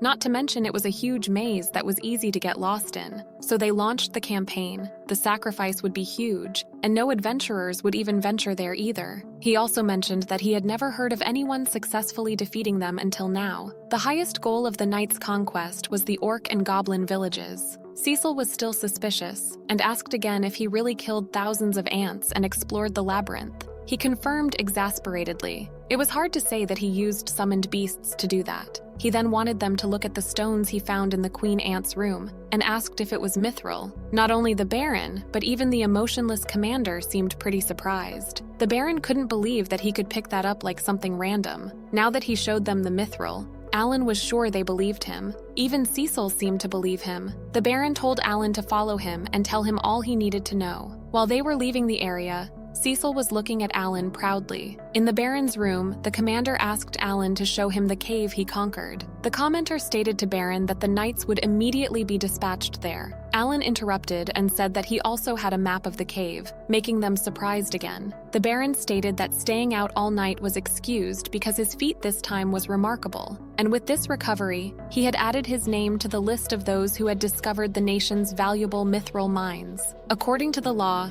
he was going to be entitled to 30% of the mining results according to the mining rights granted by the king. Alan seemed confused, so the butler explained that by default, half of the mithril would be given to the royal family, and the mining right was for those who were allowed to benefit from the rest. To be clear, 7 parts will be given to the king, and 3 parts will be Alan's, as the butler said. Alan did not expect this kind of big catch, but decided to enjoy it. Later on, Alan celebrated his 12th birthday in October. The Graviel family could mine mithril again after 100 years, and the mithril mine that he discovered would be exploited the following year. Amaranth's lair conquest had gone smoothly, and Alan no longer had to be concerned about money or threats from enemies. However, he still felt something was wrong. From the beginning, he just wanted to play like a plow to the top, and he didn't need peace. He decided that it was time to jump to the next level. He then was informed that the emissary of the royal family was here. He was definitely not happy to see Viscount Kellner again. The Baron asked what he was doing here, and he said that he brought an offer today. Graviel's and Kellner's clans had taken turns competing on both sides of the White Dragon Mountain up and down again and again for many years. He stated that the royal family wanted to solve this problem. When the Baron looked at the paper he gave to him, he saw that it was in order to manage the territory back in Long Mountain together. Viscount Kellner explained that the two families would manage this area, and the benefits were divided equally between them,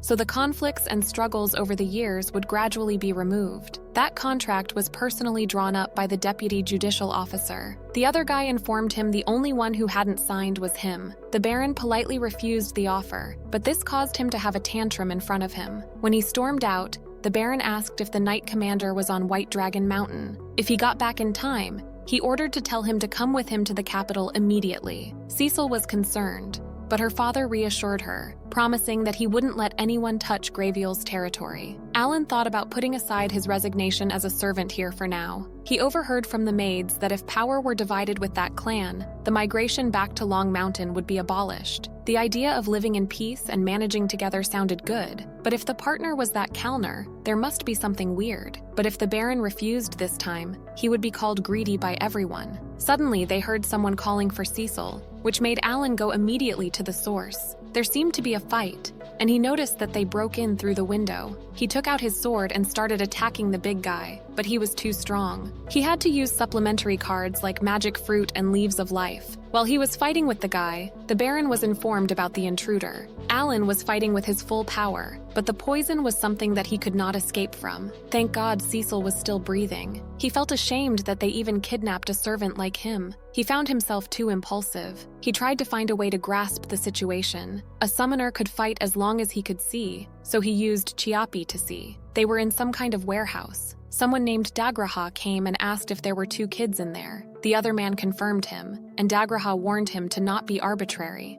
as he wouldn't forgive him next time. He ordered them to kill the black-haired kid, Alan, to save space. Now it was clear that Dagraha was more dangerous than the other 3 combined. He came back from the battlefield, and he was just a fugitive who had been on the run for over a year. He overheard that they were planning to beat Zenith, the Knight Commander. One of them mentioned that Zenith had always fulfilled his duty for the past 10 years, so he wasn't sure if he could beat him. Also, Zenith's soldiers were actually almost all dead, which made them giggle. Alan didn't understand what they were saying, but was sure there was a war somewhere. The situation was that there were at least 4 enemies. He was tied, and these guys seemed to have been hired by someone who targeted Cecil. It was always better to save yourself than wait for someone to save you, so he started to think about a way to escape. But he remembered that he lost his mithril sword and only had 2 iron balls and 1 short sword. One of them went to the bathroom, so it was a chance for Chiapi to explore the escape route. The man was confused that there was a bird on the ship, which meant they were on a ship, but there was no sea near the Grabiel territory. He was in a great ship. It was getting darker. The boat suddenly started wobbling. Someone started to thank for trusting Bahona's service and informed the people on the ship that the airflow was unstable right now. And even if the movement wasn't affected, it would be good to pay attention if the magic airship was shaken.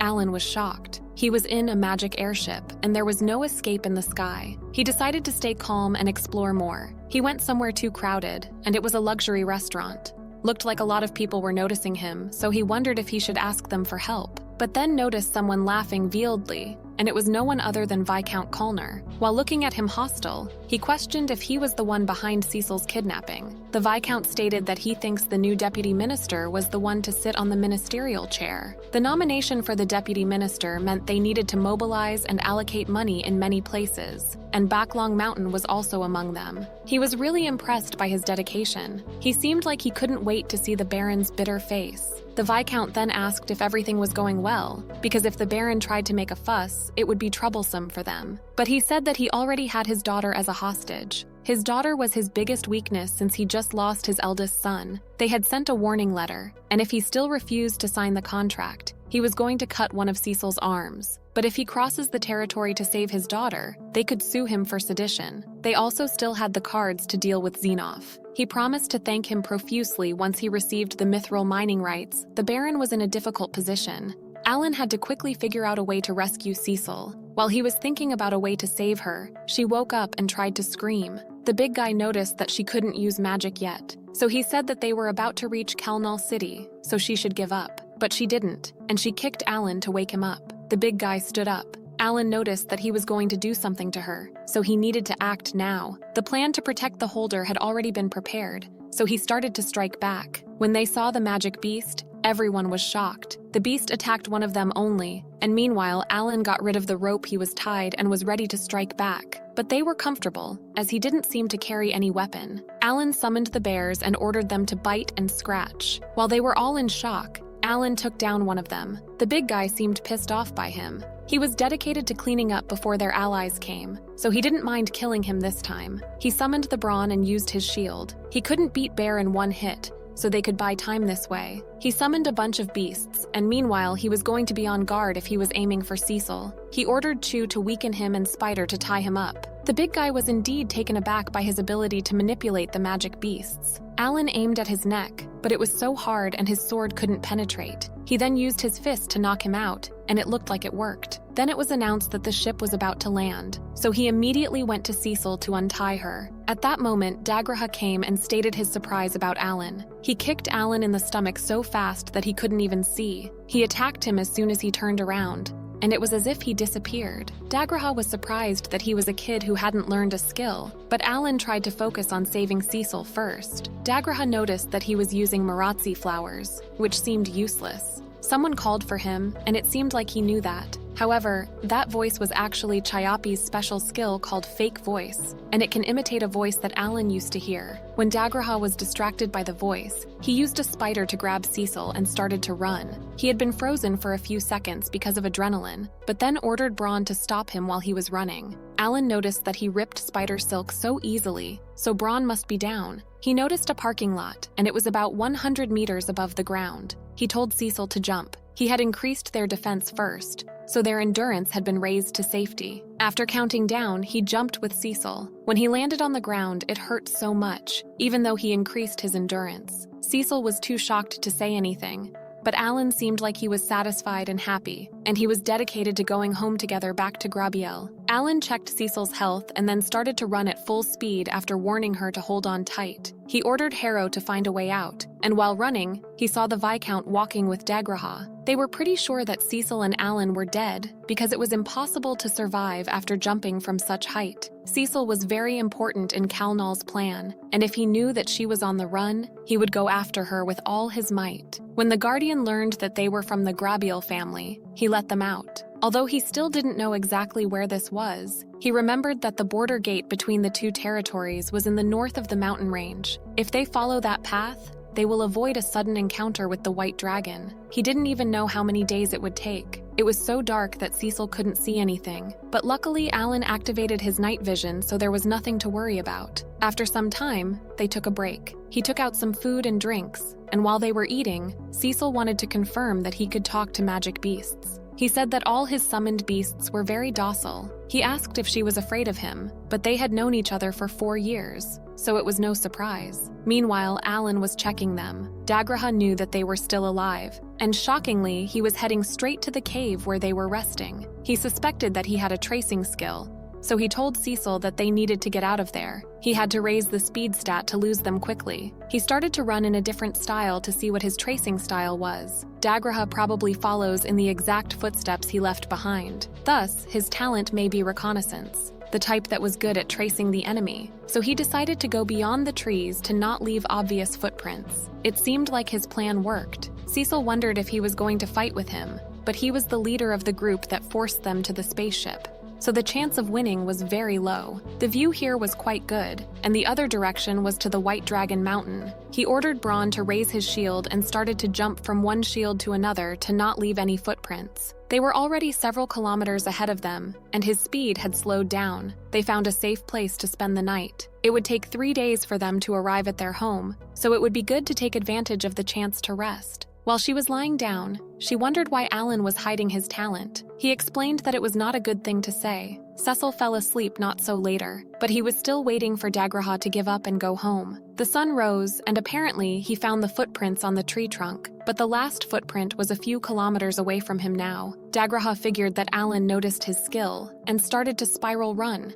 Alan had to erase his footprints again. The morning of the second day after running away from Council City, at the northern border gate of the White Dragon Mountain, the soldiers saw Cecil and Alan. They seemed miserable, so until the carriage was prepared, they were going to rest. They were going to give them a horse, but Alan sensed something and told them to leave them like this. He started to run again, so Cecil wondered why he looked so tense. He said that the summoned beast he sent had lost sight of Dagraha. Just like when they were in the rain, he suddenly disappeared. So there were 2 possibilities. He was fast enough to get past Hook's eagle eye, or he noticed Hook's tracking. Cecil suggested staying with the night order, but they would cause trouble for them too, as he was hired to deal with even that night captain. Cecil thought he would be fine if he left her, but he reassured her by saying that he was faster than him anyway, and he had a promise with young Master Mihai that he was going to protect Cecil at all costs. While they were running, he sent 2 more Hook to scout Dagraha. The morning of the 3rd day after leaving Kalnal, he was still running with the hope that they would arrive tomorrow. He told Cecil to eat the medicinal herbs. Suddenly, Madagalshu appeared, and it was the one whose eyes he broke 3 years ago. It was dangerous to be chased by 2 enemies at the same time, so he decided to take down the monster first, but Cecil was worried. He comforted her, saying that it was different from that one because it wasn't targeting her. He confidently stood up against the Madagalshu. It had been 3 years since he last fought with him, so he seemed excited. Cecil was worried about Alan, but couldn't make a noise because he warned her to always keep quiet to not let it detect her. He needed to defeat this beast before Dagraha caught them. His strategy was simple. He was going to take full advantage of his army, but he can't just waste them either. So he first ordered Braun to use their shield to besiege it. He was doubting that it would work,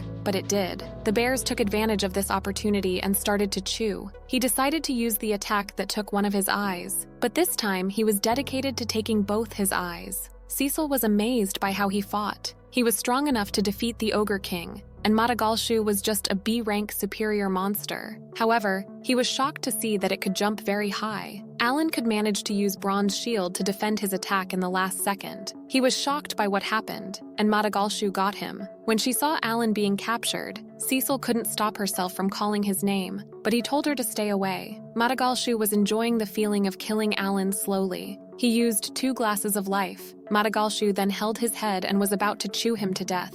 He bit him, but before it could continue, Alan took out his short sword and stabbed his other eye, but he was still trying to eat him. Luckily, Alan changed cards as soon as he was caught by him. Although he didn't know its status, when he hit the bronze without defeating them, it proved that its strength was less than 2,000. He had already created 100 tons of Grass of Life in case he had to fight a death battle with Dagraha, so he was going to keep using them until Madagalshu was exhausted. He had a nostalgic feeling while using healing continuously when facing a powerful boss in the game. Madagalshu eventually got tired and died. Alan was proud of himself. Cecil immediately went to him. She was so scared when she saw him in the mouth of the monster and started to cry. He apologized for scaring her, but it wasn't over yet, because Degraha was there, standing in front of them. Degraha was furious and wanted to kill him right there. He didn't expect Alan to defeat Amadagalshu. Alan ran out of iron balls and his sword was still stuck in the eye of the monster. None of his summoned beasts could stop him. He only had a few choices, so it was easy to decide. He told Cecil to step back and that he was going to defeat him no matter what. Before he knew it,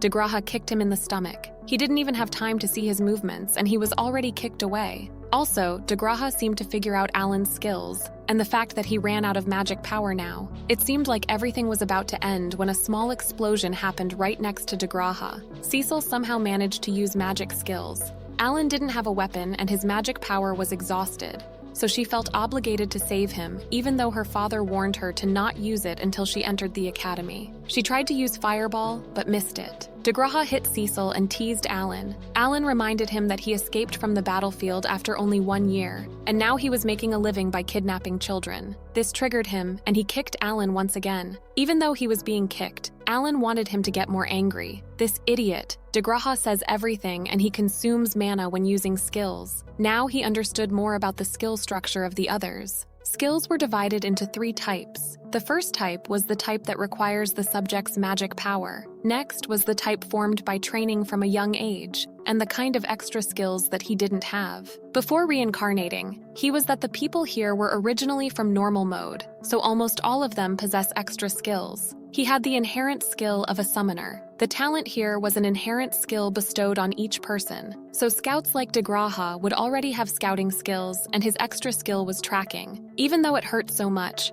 he still could block the sword combo this time. Even though he was this strong, his rarity was only 1 star. Meanwhile, he was an 8-star summoner. Degraha couldn't stop himself when he saw Alan grinning and using his sword once again. Alan used another grass of life and asked if he was exhausted. Degraha seemed confused. Alan said that from the moment he hit Cecil, he received a death sentence. The Knight Commander was on his way with a little bird on his shoulder. As soon as they arrived at the border gate, he sent 2 of his birds back to the mansion. But Alan was in so much pain. Degraha and Zenith were now faced. Zenith looked at Alan, who was too exhausted to fight, so he told them to let him handle the rest. With a strict voice, he told Degraha that he was going to cut him into pieces in the name of the Knight Commander. Degraha called him a dirty noble for living in peace for 10 years. He said that he always enjoyed trampling on bugs that parasitized nobles like him and made his first attack. But using Scout didn't seem to impress Zenith. He appeared in front of him and attacked with his sword, but Zenith was dodging him without moving a finger. Eventually, he managed to stab him, but he was unharmed even though the guy pierced the armor. Zenith, with the scariest voice and the glare, asked if he thought he was the only one who lost all his comrades sacrificed for him to live. Degraha thought he was running away from his destiny. With Aura Blade,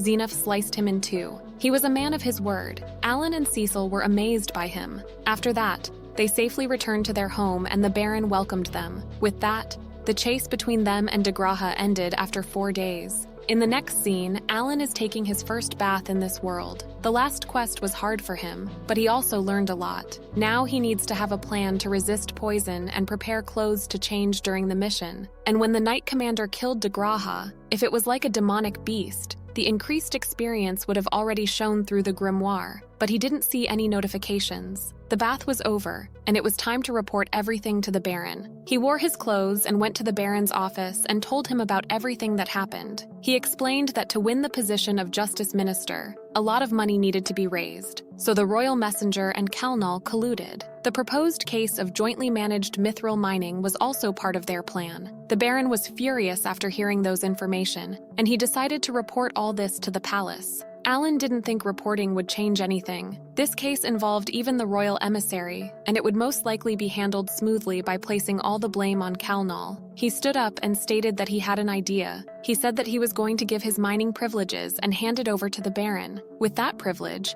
he would have more weight on the negotiating table to handle this case thoroughly, which means that he secretly bribed the royal insider. Alan mentioned that he was also taken advantage of by them in the first place through the noble's obligations. The Baron was the kind of guy who didn't want to go through the back door, but then there would be a second and third Kalnal to harm him.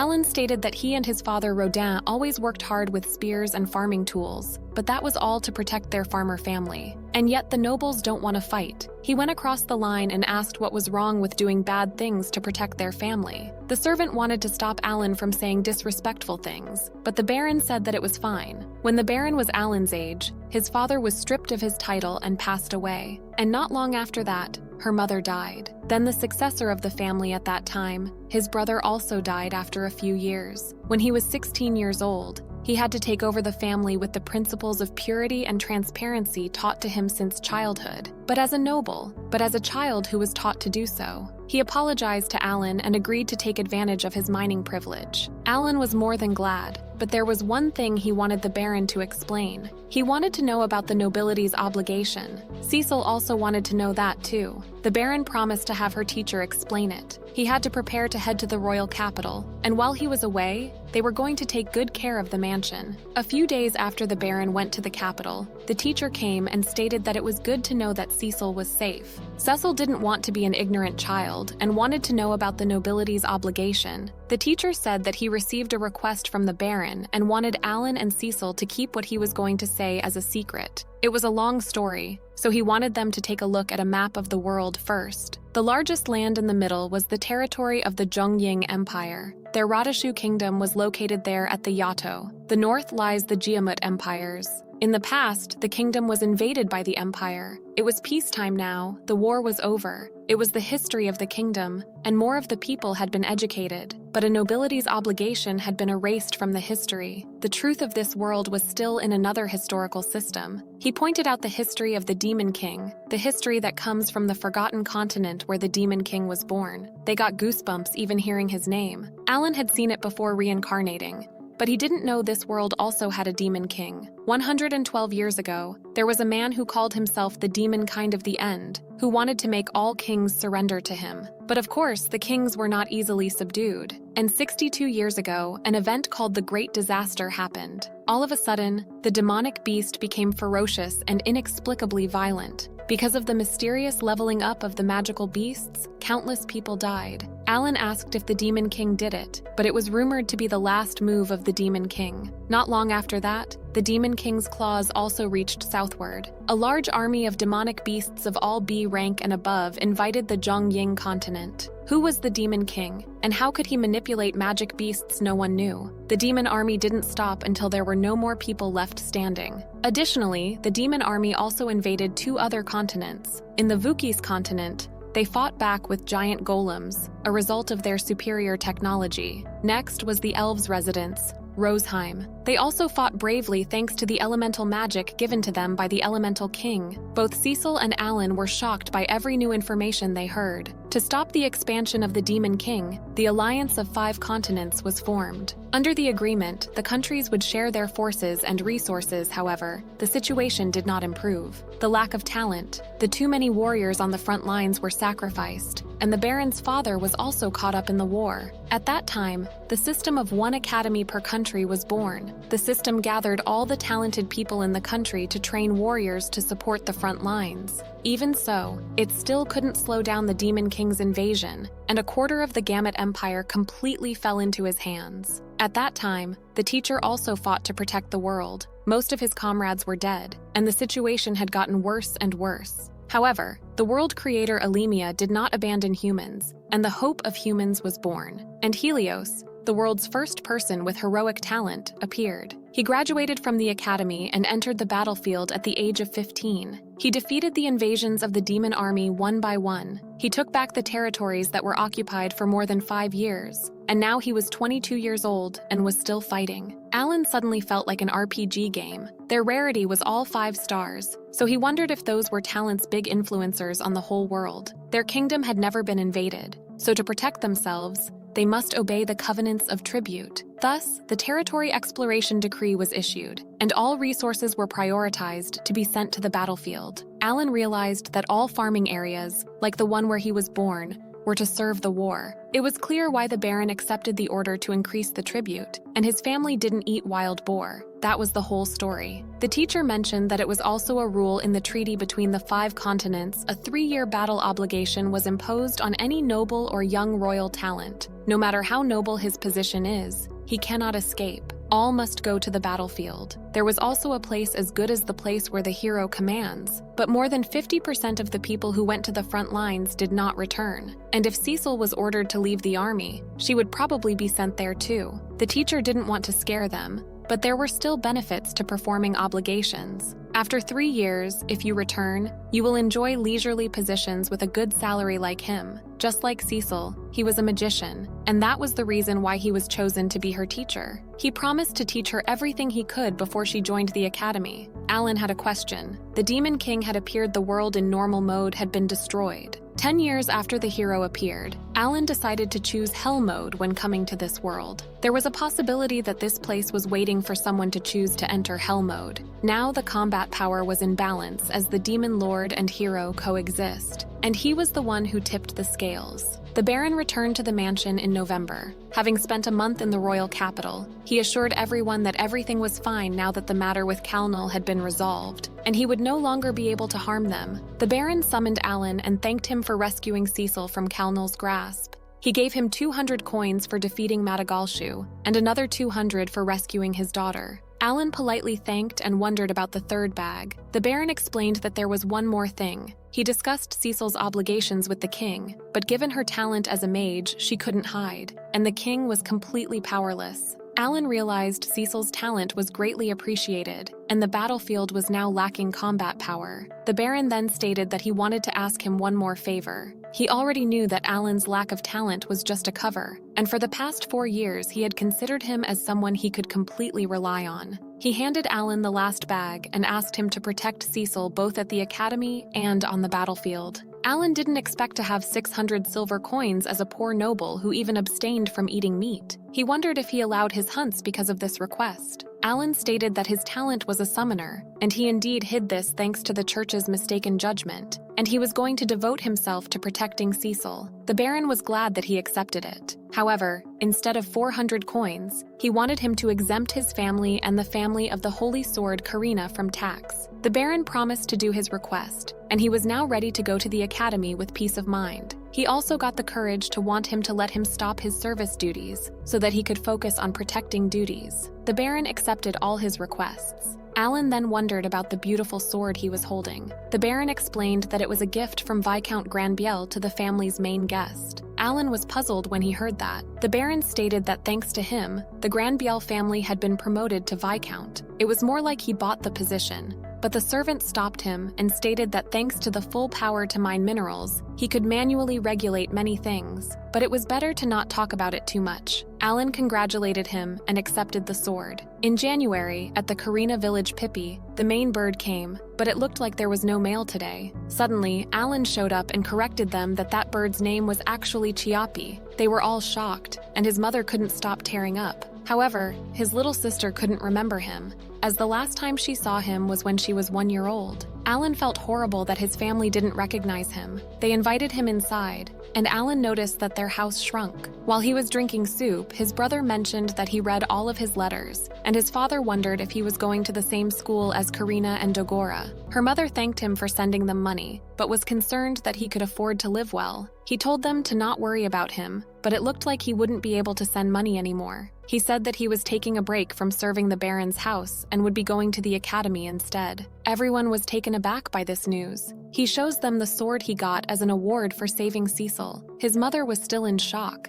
His father asked what happened in the last 4 years. Instead of answering their questions, he took out 100 silver coins and gave them. His parents didn't want to accept it and told him to keep it and spend it in the academy, but he already had 600 silver coins left when he sold the armor ants. They were flabbergasted. He mentioned that it was a C-ranked monster that nests on the slopes of White Dragon Mountain, and he even hunted orcs and goblins. His little brother was amazed by him. When it was time to go, he said goodbye to everyone and promised to send Chiapi whenever he needed to contact them. When his little brother told him that he was going to attend the academy when he was 12 too, Miura came and wanted to join him, but she had no talent. She was holding the letter Alan sent and hugged him tightly, making him cry. March came and Alan was swiping the floor when Cecil came and said that he hadn't discussed anything with her. and he was daring to quit serving on his own. Alan explained that he was going to continue serving her until he got to the academy. Even though he was still her bodyguard, she still seemed angry. Cecil then asked him if he really wanted to go to the academy when he could choose to return to the village to live freely. Alan said that he really wanted to go, and this made her even angrier. She said that he had no obligation to go to the battlefield. Cecil then noticed that the Holy Sword Karina was right behind him. Alan introduced the Axe Master Dagora too, and with that, they reunited after 4 years. When Cecil's brother appeared, Karina was scolding Alan for not returning to the village earlier. He defended himself by saying that he couldn't stop studying for the exam and wondered if they were ready. They both seemed pretty confident about this exam. When Karina mentioned that she could even take down a giant wild boar, Cecil seemed intimidated by them. Alan reminded them that the exam had an academic test, but Karina ignored his question and asked him if he was taking the exam too. Since it was decided 3 months ago, he has been studying too. When Dagora remembered that he had a talent too, Alan apologized to them for lying. Dagora tried to make it seem like he already knew it, but Karina reminded him that he lost to Alan too. Alan introduced Cecil to Karina and Dagora. Cecil politely stated that it was nice to meet them, and then her brother Thomas introduced himself and hoped that they would become good friends with his sister. Karina immediately held her hand, wishing to help each other in the future while Dagora was stuttering. Karina wouldn't care if the other person was a noble, so it wasn't so surprising to Alan. The Baron came and asked if they were done with the introduction. He then thanked Karina for coming. Karina's friendly demeanor made everyone shocked. After greeting Dagora too, the Baron told them to relax at the Granville mansion for the next 3 days, and if there was anything they needed, they could just call his servant. They entered the mansion, and Karina was amazed at how big it was. They ate lots of delicious food and then jumped on their bed while Alan was swearing to Cecil that she was the Swordmaster. As expected of the Swordmaster who only appears once every 10 years, she was no different from the treasure of the whole kingdom. When Karina and Dagora were expressing their excitement about the academy and the dungeons, Cecil and Alan were concerned. Cecil asked if it was okay to tell them the truth. It was not okay, but they should wait for the right time to tell those two everything, because it was serious, life-threatening news. After graduation, Karina would also become a baron, and then the nobility's obligation would be activated, and they were going to have to go to the battle together with Cecil. Dagora could join them later. They were all going to be living at the academy together, so Alan hoped they would get closer during this time. 3 days later, they were already in pact. Thomas came and asked Alan to help Cecil learn to fight on her own. Cecil's mother studied the history of the Demon King at the Nobles Institute, but at the academy, the Baron wanted Alan to not reveal this to the other students and just study hard. The Baron was glad that Alan had great friends that he could rely on. The reunion of the magician and swordmaster in the same generation must not be just a coincidence, and Alan wondered if this was the beginning of his quest in this world. Aaron got the guts to tell the Baron that he would definitely defeat the Demon Lord together with Cecil. The Baron was flabbergasted and told him that this wasn't what he asked, but it was time to go so they couldn't discuss this. Every employee and family member was there to see them off. With that, their journey to the Academy City started. At the north of Zhongying continent Jamut Empire's territory, the hero was informed that the magic train had arrived, but the Elemental King this time had a prediction that was difficult to understand. To him, the hero, the hope of humanity, has another forecast of hope. The hero smiled and wanted to go see for himself. Meanwhile, Alan was looking at the Radishaw Kingdom, the Academy City. They were all amazed by how big the city was. When they landed, they noticed that there were a lot of people also flying just like how they got there. Cecil wondered if those flying boats were made by dwarves. So Alan explained that all the magic tools in this kingdom were made by them too, especially since they share currency and technology with this place. They then, for the first time in their life, saw a train. Alan went to get the tickets like he always used the train, and they went inside. While the others were shocked that it was moving, Alan was appreciating the civilization in this place. They arrived at the academy, and it was pretty crowded. Alan heard that there were about 20,000 applicants every year. Cecil didn't expect there to be so many talented people around her age. To go to the battlefield 3 years later, they had to pass all the tests first, raise their level, and get that thing in this city. They got in line and were welcomed by a woman. She informed them that before they start the exam, they need to re-examine their talent. The first one to try was Dagora. He had a great talent, and the woman told him to proceed to the Academy C test, but Dagora was disappointed as it was exactly the same as when he first did it. Next was Cecil. Her talent and stats were both excellent. The next one was Karina, and she was welcomed by the woman too. When it was finally Alan's turn, he had a bad feeling. He touched the crystal, and the crystal shone so much that people closed their eyes. But unfortunately, all his stats were E, so he failed. The messed up talent text had been fixed, but because of Hell Mode, his growth rate was all E. Cecil was sure that there was a mistake. Alan tries to comfort Cecil by saying he would still be there to protect her even though he can't attend the same school, which makes them angry. The principal came and asked what was that fuss about. While Alan was looking at him, the principal wondered why was it all E when the aura was so intense just now. He also wondered if his servant knew anything about this summoner talent, but unfortunately, he had never heard of this talent. While they were discussing if it was the inspection device faulty, Alan realized that Helmios was the hero who carried the hope of humanity. Furthermore, the school's principal is an elf who rules over the academy. Cecil and Alan got so nervous. The hero looked at Alan and stated that his offensive power was 570, and both intelligence and magic power were around 1630. The stats were close to that of a great mage. However, he didn't see any magical abilities. Alan was shocked that he could see his status. When he said it was his talent that he didn't understand, Alan seemed annoyed. He apologized to Alan and stated that it was the appraisal machine's fault, but he really wanted to see that summoner ability first. Cecil was about to tell him to summon something, but he stopped her and wanted him to introduce himself first. He said that he was Helmios, often referred to as Hero. He then wanted him to use the appraisal machine to show him his ability so that everything would be fair. When Helmios touched the machine, everyone saw that he was even stronger than the Swordmaster. It was Alan's turn, so he summoned Kurosuke. They were pretty surprised to see it. Alan found it amazing that he had the skill to assess other people's stats, but he couldn't see the bonus stats from his beast summoning and grimoire, and he was pretty annoyed by him. He proved that he had the ability, so he excused himself, and they moved to the next exam. Usually 1 out of 3 people fail the exam. Only by coming here would he know if he really has the strength to enter the school. Academic assessment exams include math, national language, and history. There were also tests of magic beast knowledge and judgment. The results were out not so long later, and Dagora grade B, Cecil A, Karina C, and Alan was S. They were informed that the uniforms would be distributed soon, so they had to line up in an orderly fashion. Cecil wondered where they were going to stay. Alan said that instead of staying in a dorm, he suggested renting a house and living together. They all agreed with that idea. Before entering the school, they needed to register for the Adventurer certification. After that, they would be considered accommodations. They went to the Adventurers Guild, and the receptionist told them to wait a moment while they did the certification. Alan wanted to buy more D-rank magic stones. Cecil explained to Dagora that every time Alan has a chance, he orders 10,000 stones. Alan wanted to buy 100 gold coins worth, but the receptionist stated that she could only accept 10 gold coins with the amount available. There was a dungeon in the city, so she suggested he earn more. After 3 years, he had a total of 2 million stones. Magic stones were an important resource to run grimoires. They were essential in this war, so he had to always stock enough even if he had to buy it at a high price. Their certificate was ready, and they all got it. The woman asked if they were going to explore dungeons together, and then offered them to register as a party.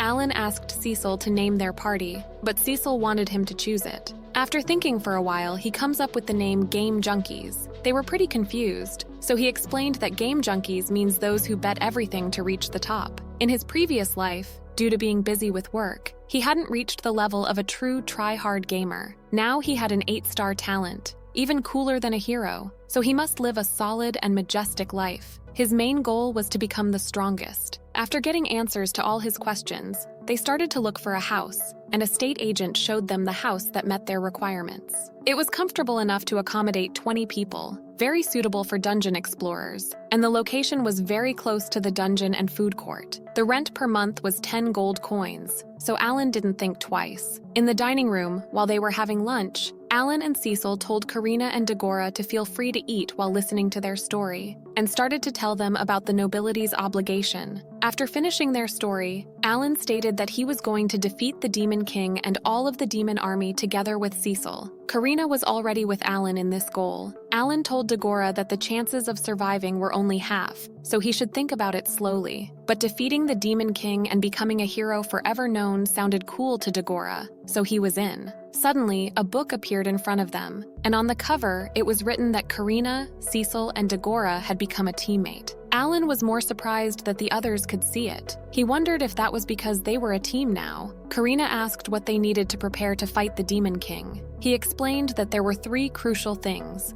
practice through dungeons and become fully equipped. There also must be a teammate with the recovery talent. The next one was a personal matter, but since he was born, his growth rate had been equivalent to that of 100 people put together. That's why he always needs a huge amount of magic power and magic stones to surpass normal training. And a solution might be in this city, Magic Recovery Ring. That's why he always collects magic stones. Everyone would be very busy from now on, so it was time to rest for them. The first day of school arrived, and they were heading to their first class. There were 100 classes with 30 students per class, so 300 passed this year's exam. It felt like he was in high school again. Their homeroom teacher, Karlova, came and introduced himself to the class. Normally, he was the guild master of the Adventurers Guild in the royal capital, and his talent was Swordmaster. He was transferred here because a Sword Saint was enrolled this year. Not Karina got the class's attention. Meanwhile, Alan was thinking about the Adventurers Guild cooperating with the 5-Continent Alliance. The teacher explained that this class included serfs, commoners, and a few nobles, but that didn't matter. He strictly told them to drop the formal speech when talking with each other, because they were now students of the academy. Alan teased Cecil and called her by her name for the first time,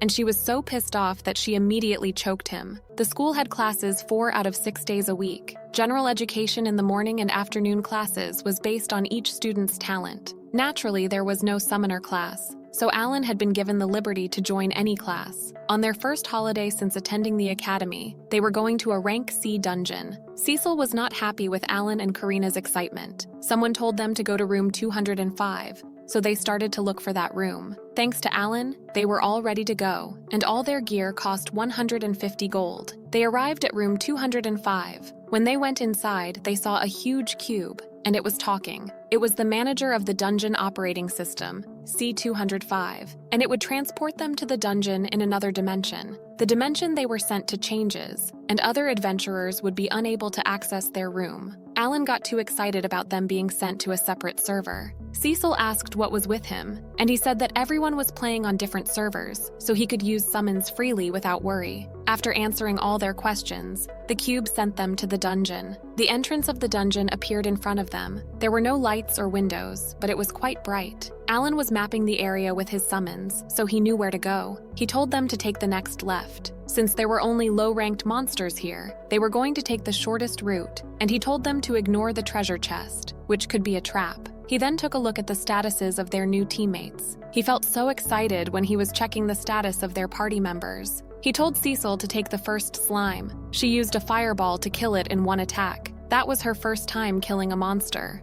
Alan then reminded Karina and Dagora that they could use their skills, but they didn't seem to have enough knowledge. 2 monsters came, so Karina and Dagora took them easily. Cecil leveled up for the first time, so she felt quite energetic. With that, they cleared the first floor in 1 day. In the dungeon, no matter where in the middle you stop, you can continue from there the next day. So he found a way to take advantage of this convenience. He left the hunting on that floor to the summoned beast. He just arranged to summon beasts all over the dungeon and go to school with peace of mind. Sweeping 1 floor per day would yield about 200 magic stones each day, and the deeper you got in the dungeon, the higher amount of magic stones and experience gained. On their 5th day of studying while exploring the dungeon, they reached the 6th floor and encountered the bottom floor where the boss of the dungeon was located. Cecil found this as an opportunity for everyone to learn more about Alan's talent, so they leave this boss to him. He had used 35,000 D-rank magic stones and then 7,000 magic balls to upgrade the power. By only using his bears,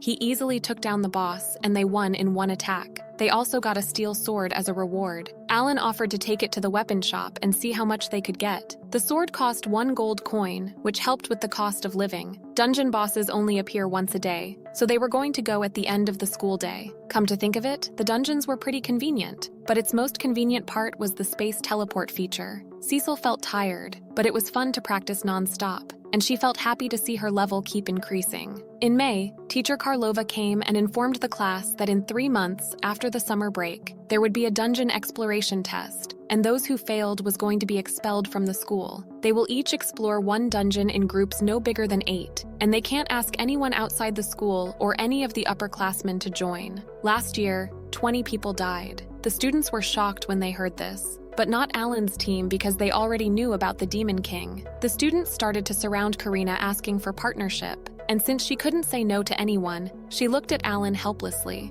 He told his team to stand up and turn to class. He stated that their team needed a member with expertise in support and recovery, and added that they already cleared 2 sea-level dungeons. The students were surprised. Alan continued by stating that they currently run 2 expeditions per week, and the condition was that they must be able to attend at least one of the 2 sessions. He warned them that dungeons were dangerous, so they needed to have faith in their teammates' abilities. He added that rewards would be shared equally, and by limiting the number of members, each person would get more. One of the classmates seemed concerned, so he said that they could feel free to bring them their concern. Alan was awesome, but no one had applied yet as no one in this class was good at healing. While they were having lunch in the dining hall, one of the classmates came and introduced himself as the classmate with the cleric talent and wanted him to be more specific. Alan wanted to discuss his while eating, but he said that he doesn't eat lunch. Alan figured out what was happening, so he gave him 2 silver coins after saying that it would be awkward if they were the only ones eating. The boy went and got himself some food, and Karina offered him more of her food. He asked if he could get a decent income from dungeons. When Alan said that each time they explored, they got about 20 to 40 silver coins, which seemed a lot for the boy. He asked if he could participate, and Alan accepted. The team was so happy that they had a new member, and they started giving him more food. They had to wait for such a long time to get a cleric, so they must give him a warm welcome. The first day of exploration after Kill joined the team came, and they were in a sea-level dungeon. Kill was wondering if the practice was effective as he didn't do anything. Alan stated that if they fought with their teammates to defeat demonic beasts, they would become strong together. Alan told them to take care of the front line, and he firmly covered the back. 2 weeks later, on their 3rd day of dungeon exploration, they arrived at the bottom floor, and this time Alan left those to Cecil, Karina, and Dagora. Kill seemed amazed by them. After defeating the boss, Kill healed Dagora's arm, and Alan asked if he studied magic at school. He said that he knew it before coming there, and he worked as a healer at the church. They envy him because he could use his skill. Suddenly, the treasure came, and he was so fast that they couldn't even see him going there. The reward was a mithril hand shield, and it was worth 15 gold coins. He gave Kill his part of the award, and Kill asked if he could officially join their group. When they shook hands and made it official, the notification appeared, which startled Kill. While looking at Kill's status, Alan informed Kill that they had rented their own house as a base and asked if he wanted to move in. Kill strictly refused his offer and started to run. Cecil figured from his name that he wasn't a noble, so he didn't have to go to the battlefield, but his healing talent was needed to fight the demon army. He was always alone at school, so they wanted to get closer to him. In June, Alan woke everyone up in the middle of the night. He finally succeeded in unlocking that awakening skill, but wondered what was this skill doing, and if it was worth wasting a lot of magic stones. After 3 years, he finally had a new summons. He summoned his new beasts. There were various monsters, and one of them could even talk to him. It could also go through walls. Next, he decided to test out new skills and summon Denka, a bug. His stats didn't change, only an awakening stats was added at the end. He tried out the skill and was surrounded by bugs. It was a pretty terrifying technique, so he decided to see how the others would awaken. He went home and introduced them to their new comrade, Maria. Cecil seemed annoyed, but Alan didn't bother. He was looking forward to using the new skill in the dungeon. 2 days later, the academy was welcoming a special guest. This was a yearly event to raise the morale of the students, and the guests were Swordmaster Doberg, Hero Helmios, and Swordmaster Sylvia. The first question was from Karina. She asked Doberg how she could use her skills. Their teacher explained to Doberg who Karina was. Doberg asked her why she wanted to use skills so much, and she said that she wanted to get stronger, and Alan could use his skills, so she wanted to use it too. Hero Helmios mentioned Alan before. Doberg told Karina to come over there, and she followed him without any worry. Doberg told her to come at him and be conscious of her skills. Alan and Cecil seemed concerned. Karina attacked Doberg, but of course she didn't damage him. He reminded her to try using her skills. Karina attacked Doberg over and over until she got so tired. Doberg triggered her by saying that she would be able to use her skill maybe in 1 more year. She continues attacking her. They continued to fight until it got dark outside. Hero Helmios offered to have a friendly match, but was rejected immediately by Alan. It had been 8 hours, and Karina would probably reach her limit very soon. Doberg asked once again if she had given up, but she refused. Since long ago, she always noticed that Alan was always thinking about something. Since Alan had a big dream, she was dedicated to being stronger. Doberg told her to focus on how to use the skill and charge for the last time. One last slash and Karina succeeded in using her skill. Everyone was speechless. Doberg told her to not forget that feeling. Karina was too tired to say anything, and she just passed out. Alan held her and gave her his healing potion. Helmios asked Doberg why he didn't use the skill and taught her how to do it. He said that it was useless that way for someone like her. Hero Helmios then wondered what Alan's big dream was, but Alan politely stated that he was going to tell him when he could completely trust him. At the start of the next chapter, they were at the sea-level dungeon 3rd floor. Alan said he had been waiting for Exploration Day. He told them he would show off the new beast summons today. Then he ordered huge birds to come out, and then a couple of huge birds appeared.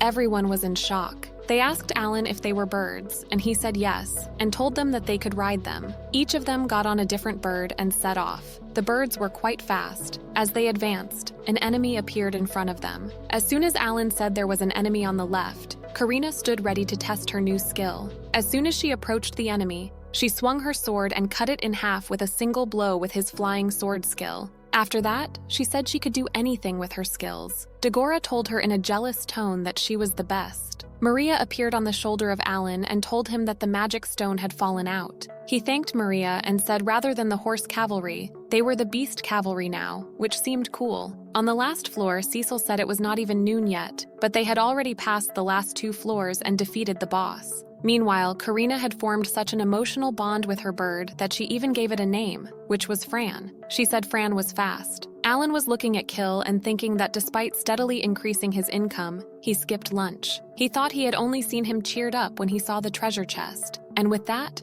they had finished conquering 3 C-rank dungeons. Karina wanted to celebrate Kill becoming an official member of the group and wanted to give a feast. However, Kill said he would feel bad for the rest of his household. Alan asked him if his family was from that city. He said no. The 8 of them moved there together when he got into the school. Kill said his family also couldn't find a job, so they couldn't earn anything. So if it was just him enjoying things, it didn't feel right. Cecil told Alan that it looked like the right time. Then Alan told Kill that they were actually looking for someone to take care of the housework at their place, and asked him if he and his family would be willing to move into their house together. He said there was plenty of room left, and of course, he would still pay them. He told him that they were a team so he wouldn't let anyone suffer. Cecil also wanted to convince him, so she told Kill that they would divide the treasures found into 6 parts. She said 1/6 of the salary for the Kill family to take care of the house, and instead the magic stones would all go to Alan. Karina said Alan needed a lot of magic stones to level up. They all gave theirs up to him. She asked Kill if that was fair. He apologized and also thanked all of them. Then Alan wanted to hurry up and prepare a welcome party for everyone, so he pointed somewhere on the map and ordered them to gather at that station. The party started, and when Kill and his family arrived, it was a bit late, so Kill apologized for being late. Alan said that wouldn't be a problem. Alan asked Kill where his family was because they all looked so young. Kill's sister was the one who introduced herself. She said her name was Nina and she was his younger sister. She said it was an honor to meet everyone. Kill told Alan that he knew he was wondering about his family, and he said he would tell him later. Alan said okay, then they all went home. Cecil said there was a lot of food, so she wanted everyone to eat to their heart's content. Kill again wanted to thank them and told them that helped him a lot. Besides, Kill told Alan that he didn't need to be so formal with him. He just wanted to talk casually like with the other 3. Alan was okay with that request. Cecil asked Kill if he must have been a noble. Kill said it was all in the past because his title had been removed. So now he was living with the servants who also didn't have a place anymore. Cecil said it was a pity. He said it was okay because he was used to civilian life. But when he was thinking about Nina, things were changing. Nina told her brother that she would try her best to help. Cecil told Nina that she and Alan both had a sister about the same age as Nina. Alan said speaking of their backgrounds, they were both peasants who were recently promoted to commoners. Kill said Alan didn't look like he was from that kind of background at all. Dagora said people used to say that in the past. Kill said at first he thought Alan and Cecil were both nobles. Cecil asked him if he knew that she was a noble. Karina said they were all from the same territory. Kill said he was a little jealous seeing them who had known each other since childhood, so asked them where they 4 came from. Alan said Granbiel territory. Kill asked Cecil if she was the young miss of the Granbiel family, and there was something strange in his eyes. Kill's family held Nina and told her to step back. Suddenly, Kill's eyes filled with anger and told Cecil that it was her who defeated House Calnal. Kill said his father's name was Cabroni Calnal. Dagora asked Alan what was going on, and Alan said it was about the dispute with the Calnals late last year. Kill was a bag of nerves and asked Alan if it was all that he was going to say. Kill said he heard from a royal emissary that it was all a trap from the Granbiel family. He asked in anger what they even did to them. Alan told Kill that he didn't expect to meet Calnal's son. Alan said the royal emissary said before that he was glad to have a child without talent, and said it must have been Nina. Then Kill was the child with talent, so he became a viscount because he brought down the Calnals. Cecil said she understood and wanted to explain everything. However, Cecil said first she needed to talk to Kill privately. She asked others to exit. Cecil and Kill were in the same room alone. Kill told him now that he was the only one. He asked her to tell him everything. Mr. Calnal was the only one who hired a group of assassins in a plot to take the right to her mithril from the Granbiel family. She said they kidnapped her and her servant Alan. She said thanks to Alan she escaped safely. Her father brought the whole matter before the royal court, and the Calnals received the appropriate punishment. She said she heard that Mr. Calnal and his wife were under house arrest at the Forbidden Palace. She said her father was indeed the one who brought down the Calnals, but she had nothing to be ashamed of. She told him if he didn't believe it, then he must have gone to the capital and asked about it himself. She said there would be a lot of evidence. Alan asked Kill what kind of person his father was in his eyes. Kill said until he was 5, he cared for him, and that kind of feeling was really good. He said things changed since the talent appraisal ceremony. He said that was all the memories he had left of his parents. From then on, he said, they let him live alone in another town with a few personal servants, so he didn't live like a noble ever since he was a kid. He had been used to an ordinary life.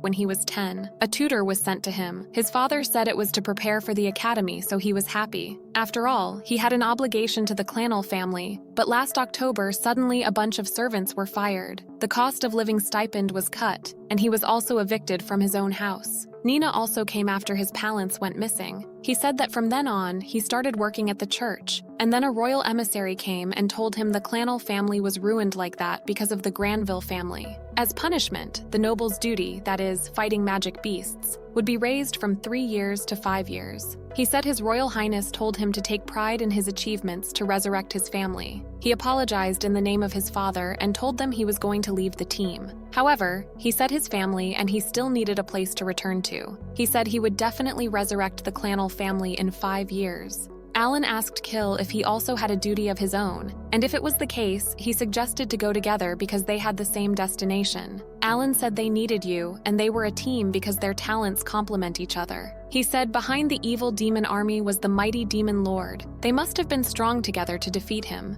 Even though Clay said he would use them for his own purposes, everyone wanted to continue regardless of their goals. The next day, Kill's family apologized for all the things that happened yesterday and told them from now on they were in their care. Suddenly, Maria again appeared and welcomed them. They were surprised, and Nina held and hugged her. Karina said it was from Alan's talent. Alan told them that living together had become more exciting. Alan did not doubt Kill's wish to return to being a noble, but he wasn't sure about the words from that royal emissary. He thought he had to do some research to find out what Calnal would do about Kill's future actions. Nina came to her brother Kill and asked him if he was going on an adventure that day. Kill told Nina not to worry because her teammates were strong. Alan said today they would enter the B-level dungeon. In the next scene, they were at the B-level dungeon. Dagora said it felt like a C-level dungeon, but Alan said the time it took to clear was twice that. That dungeon had 12 floors, and Alan hoped they could finish it within a month. Alan warned them there would be many traps along the way from now on, so he wanted them to move carefully. He wanted them to take the antidote first, which was valid for 1 day and priced at 3 silver coins. The scouting team was back and started to explore the B-level dungeon. When they arrived at the 4th floor, they found the treasure. Cecil warned Kill while he was trying to open the treasure box because there would be a disguised monster. Then Alan wanted Maria to check out for himself. When Maria opened the box, a mimic appeared.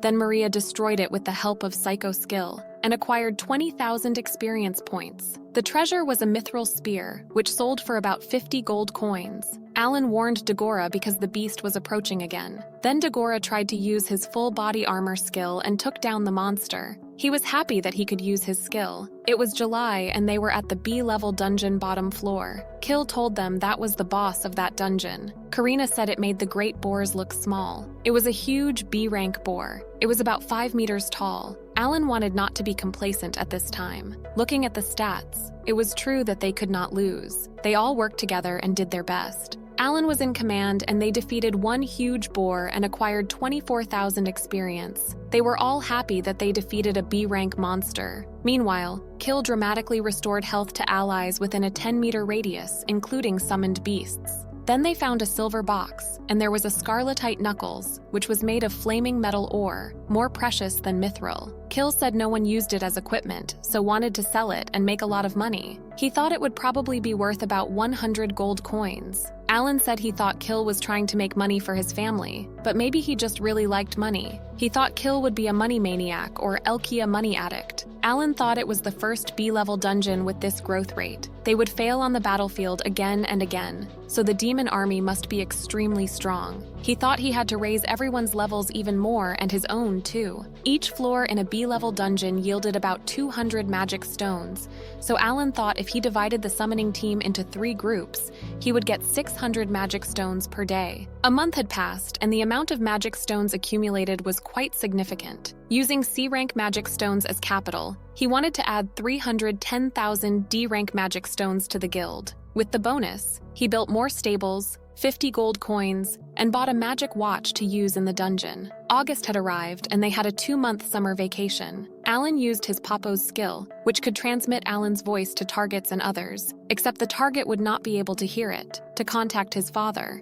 He sent Papo to Karena village, and Mr. Gelda was also there. Alan told his father that he was going to talk with him through Papo. There were letters from Alan, Karena, and Dagora. Miura, Alan's sister, had no talent like their palants. Alan's father said his village was assigned mining, so he was chosen to be the new village head, and mining would start in April next year. Alan congratulated his father and said that he had also been the leader of the team for nearly 10 years, of course. He would be elected. Dagora's father and Gelda were also going to help. Alan thought his palants were both over 30 years old. They had been working very hard to raise them. Alan asked his father if once he had become village head, he would learn how to read. His father smiled and Papo came to Granbiel. Alan also talked with Cecil's father and said regardless of Cecil and Kill, he would be counting on him. He asked if the Kelnal family would revive the subject after completing the 5-year service. The Baron said if the king said so, there would be a possibility. However, he said, that could be a conspiracy since Kill had the cleric talent. When Kill successfully returned from the battlefield, he would be used by the king. More than half of the nobles thought this was a way to advance their children, and the Baron was also glad to have a healer next to his daughter. The Baron said most of the people who could heal were farmers or commoners, mostly working within the country. So on the battlefield, the elves became the healers,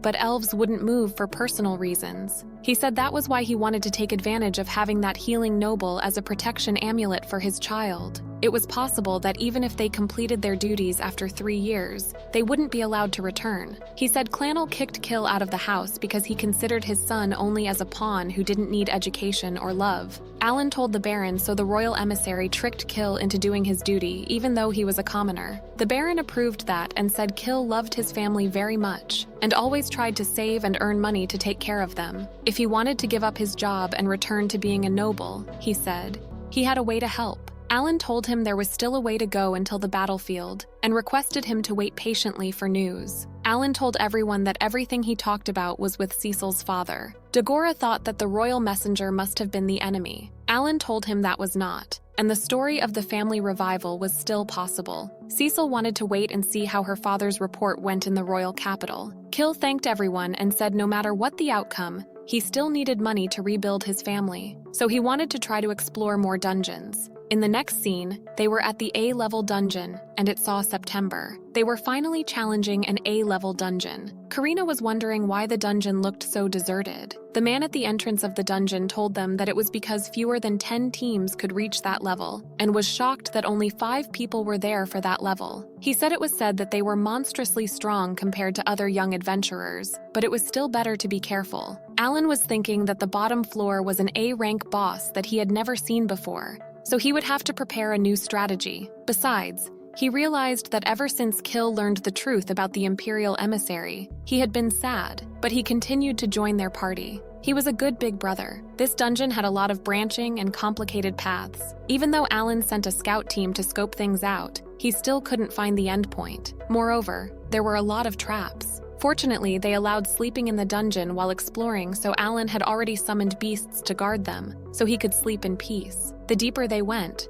the more B-rank monsters they met. There were 2 orc kings and 1 cyclops ahead. Karina took down hers and went to Dagora's help. 2 orc kings were defeated and 20,000 experience received. Now only the Cyclops remained. Kill realized a trap and immediately warned Dagora and Cecil. It was a teleport trap that forcibly teleported them to any location in the dungeon. Alan left the Cyclops to Karina and left to carefully prepare healing potions and magic fruit in case of any accidents. But there was a limit to how much he could prepare, so they had to find them quickly. The first was to recall all the summoned beasts planted in B-level dungeons. Alan wanted Maria to take those 2 awakening skilled mana seeds and a leaf of life. 30 minutes later, Alan saw Dagora and Cecil while they were under attack by 2 dragon-like monsters. Alan ordered Maria to head over to them and then wanted Kill and Karina to hold on tight to their fans. When Alan arrived just in time, they were safe. Cecil told everyone to be more careful now, and Alan wanted to focus on how to avoid traps. When the end of September came, they said that day would be the day they conquered the last floor. When they arrived at the bottom floor, they faced the Great Warrior who was about 10 meters away. Alan told them if they thought about it the other way around, it was lucky their first encounter was an armor type with strong physical resistance. He told them if they could defeat it,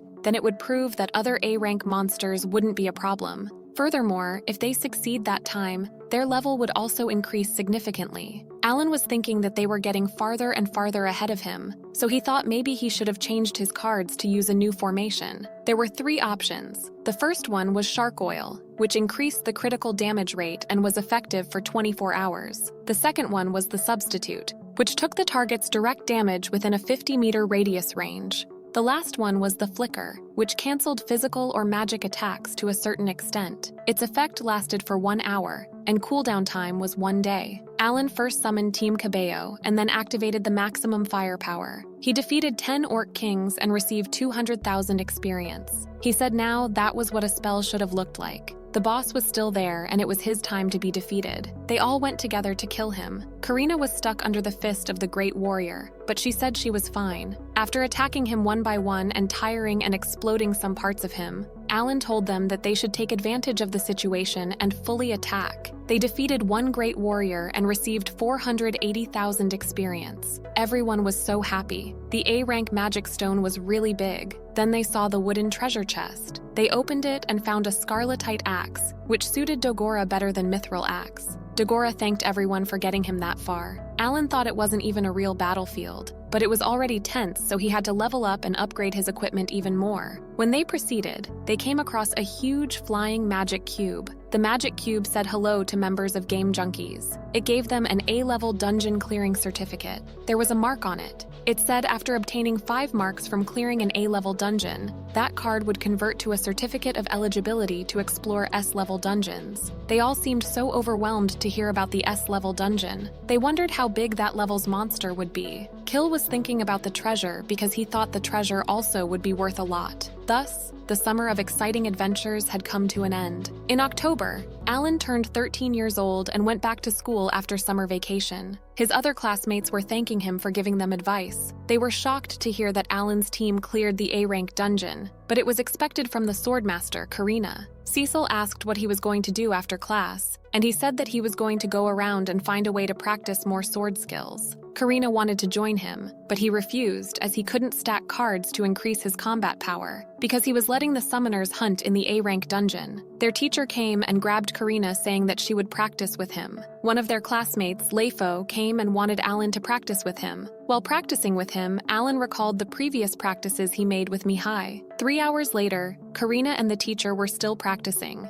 He expressed his thoughts about them being able to clear the A-rank dungeon, so Karina thanked him. This made him remember the time Alan said about Karina. He then remembered that the principal called for Alan and Karina to meet him. Karina looked suspiciously at Alan, but he was sure they didn't do anything. He only met with the principal during the entrance exam, so he was curious. The teacher asked what happened after they got the A-rank dungeon completion certificate. Alan said that before they graduated, they were going to finish S-rank. There were 4 ranks in the Academy City, and there was another one in the Kingdom. Alan wondered if the teacher explored anything yet. He said that he had only cleared 3 A ranks, but his abilities stopped there. In the last few decades since Mr. Doberg completed an S rank, no one else had ever done it, so the teacher believed that he would be in the history books. They then arrived at the principal's office. He thanked them for coming and told them to sit. Karina asked if he was an elf. He confirmed her and stated that even though he looked like this, he was 1,000 years old, and he had been running the academy since 43 years ago. Alan figured that was the reason why he couldn't read his mind even a little. He said that he had something to tell them since they created an A-rank dungeon. He wanted them to join the school martial arts festival convention next week. Karina seemed pretty excited, but Alan seemed nonchalant. He had never heard of it.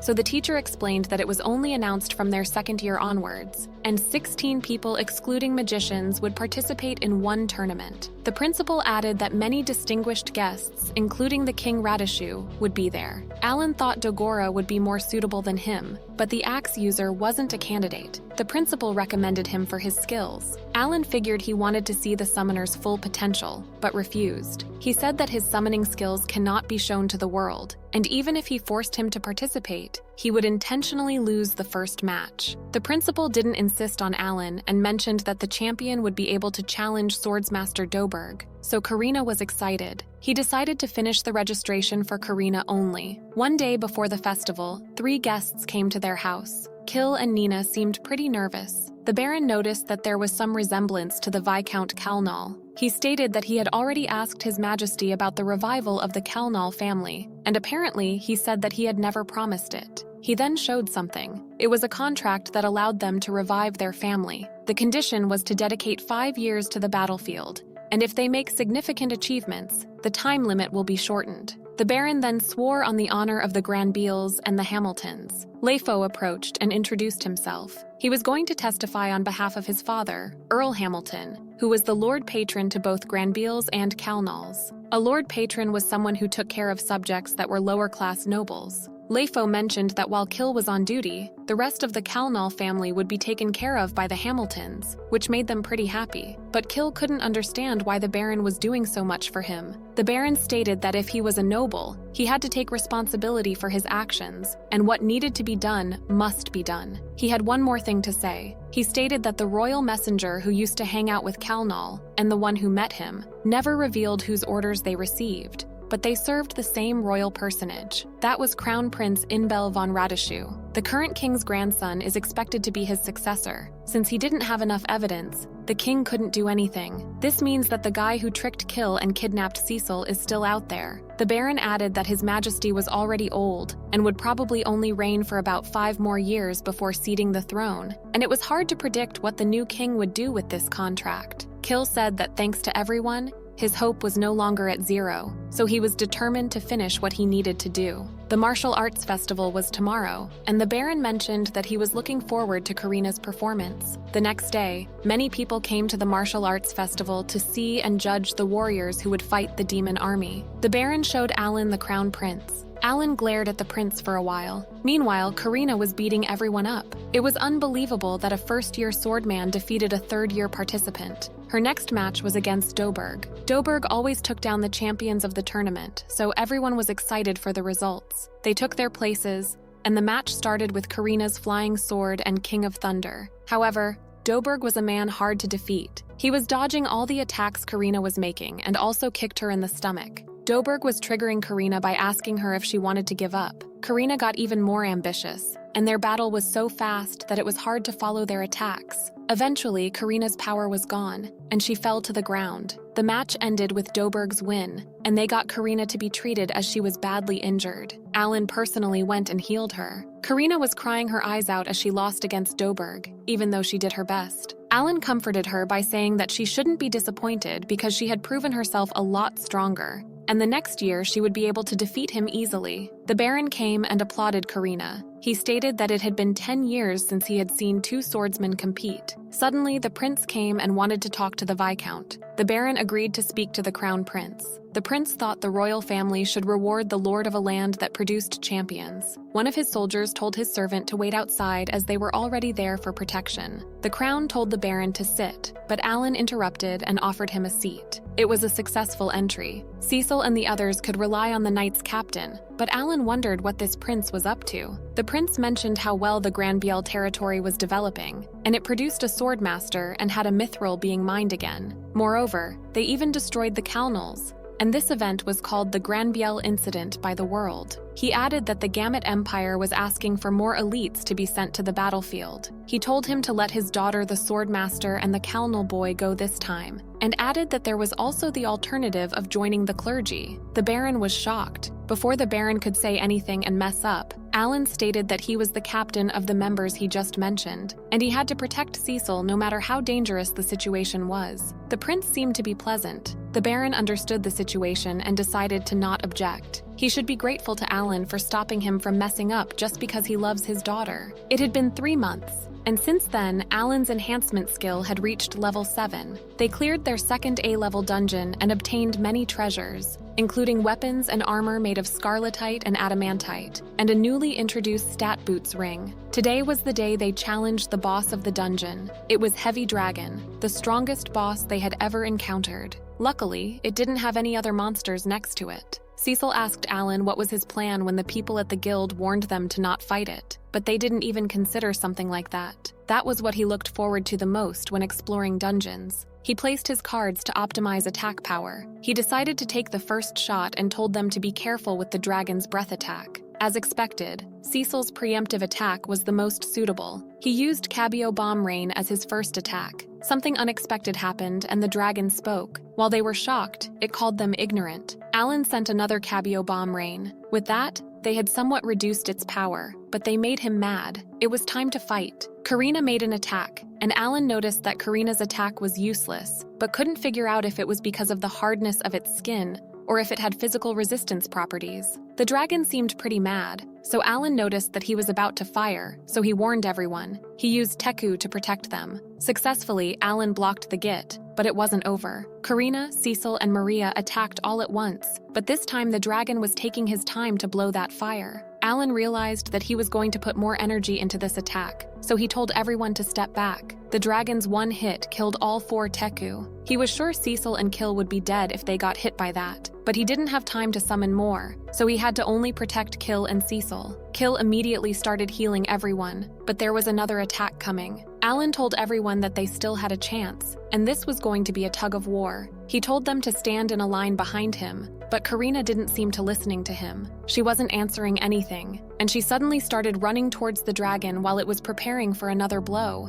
Karina didn't seem to be in herself, and she took the whole blow, but it didn't stop her. She sliced the dragon with one attack, awakening her extra skill. Everyone was puzzled by Karina's unexpected strength. Dagora and Alan saw this extra skill when they were 5 years old. Alan noticed that all the stats went up to 3,000, and there was also a super recovery of physical strength. She was recovering 1% every second. The dragon was furious and made another attack, but Karina was faster. She defeated the dragon with her sword. Everyone was once again in shock. She returned to her friends smiling like nothing happened. Everyone started to praise her. Cecil wondered how she could use it all of a sudden, but she couldn't give a proper answer. Kill noticed the golden chest and told them there was a ring inside of the chest. They hoped that it was the magic healing ring he had been looking for, but unfortunately, it was just a stamina cover ring. It was a bit sad, but they still had hope. Cecil wondered if they could defeat the White Dragon, the legendary creature rumored to be in the Grand Biel territory.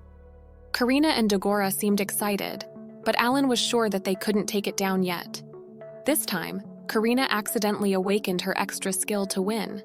Moreover, if they defeated the dragon, it would be hard for Kill to return as a lord.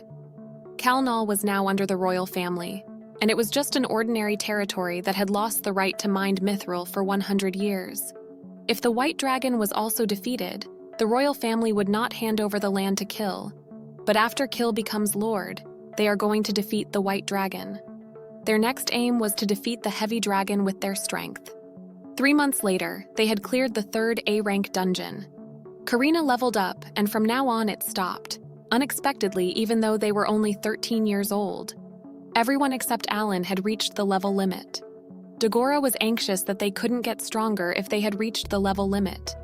Alan told him that they still had a lot of work to do. Firstly, they needed to master the extra skills themselves, and then collect as many support rings and powerful weapons as possible.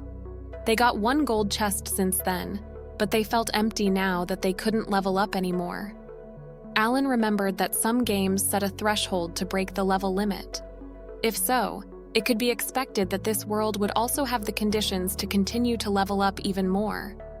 But the hero and Doberg were both level 60, so Alan needed to find another way to make the whole team stronger, because they had 2 years left until they went to the war.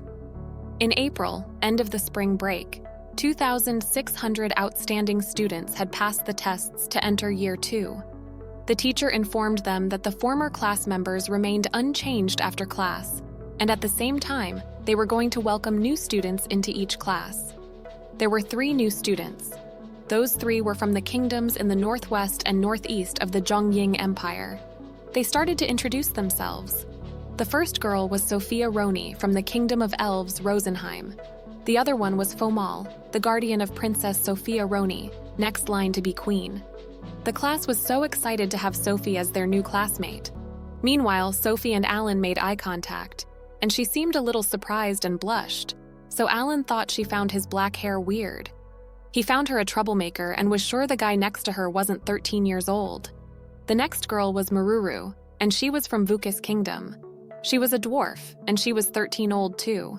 Since Alan's team was the only team that didn't have 8 members, the teacher sent those 3 to his group. He told them that they would talk more during a lunch break, but was pretty nervous in his head because adding 3 people to the group at once wasn't great for sharing experiences. He wondered how much the 3 of them knew about the Demon King. At the canteen, Alan decided to introduce his group.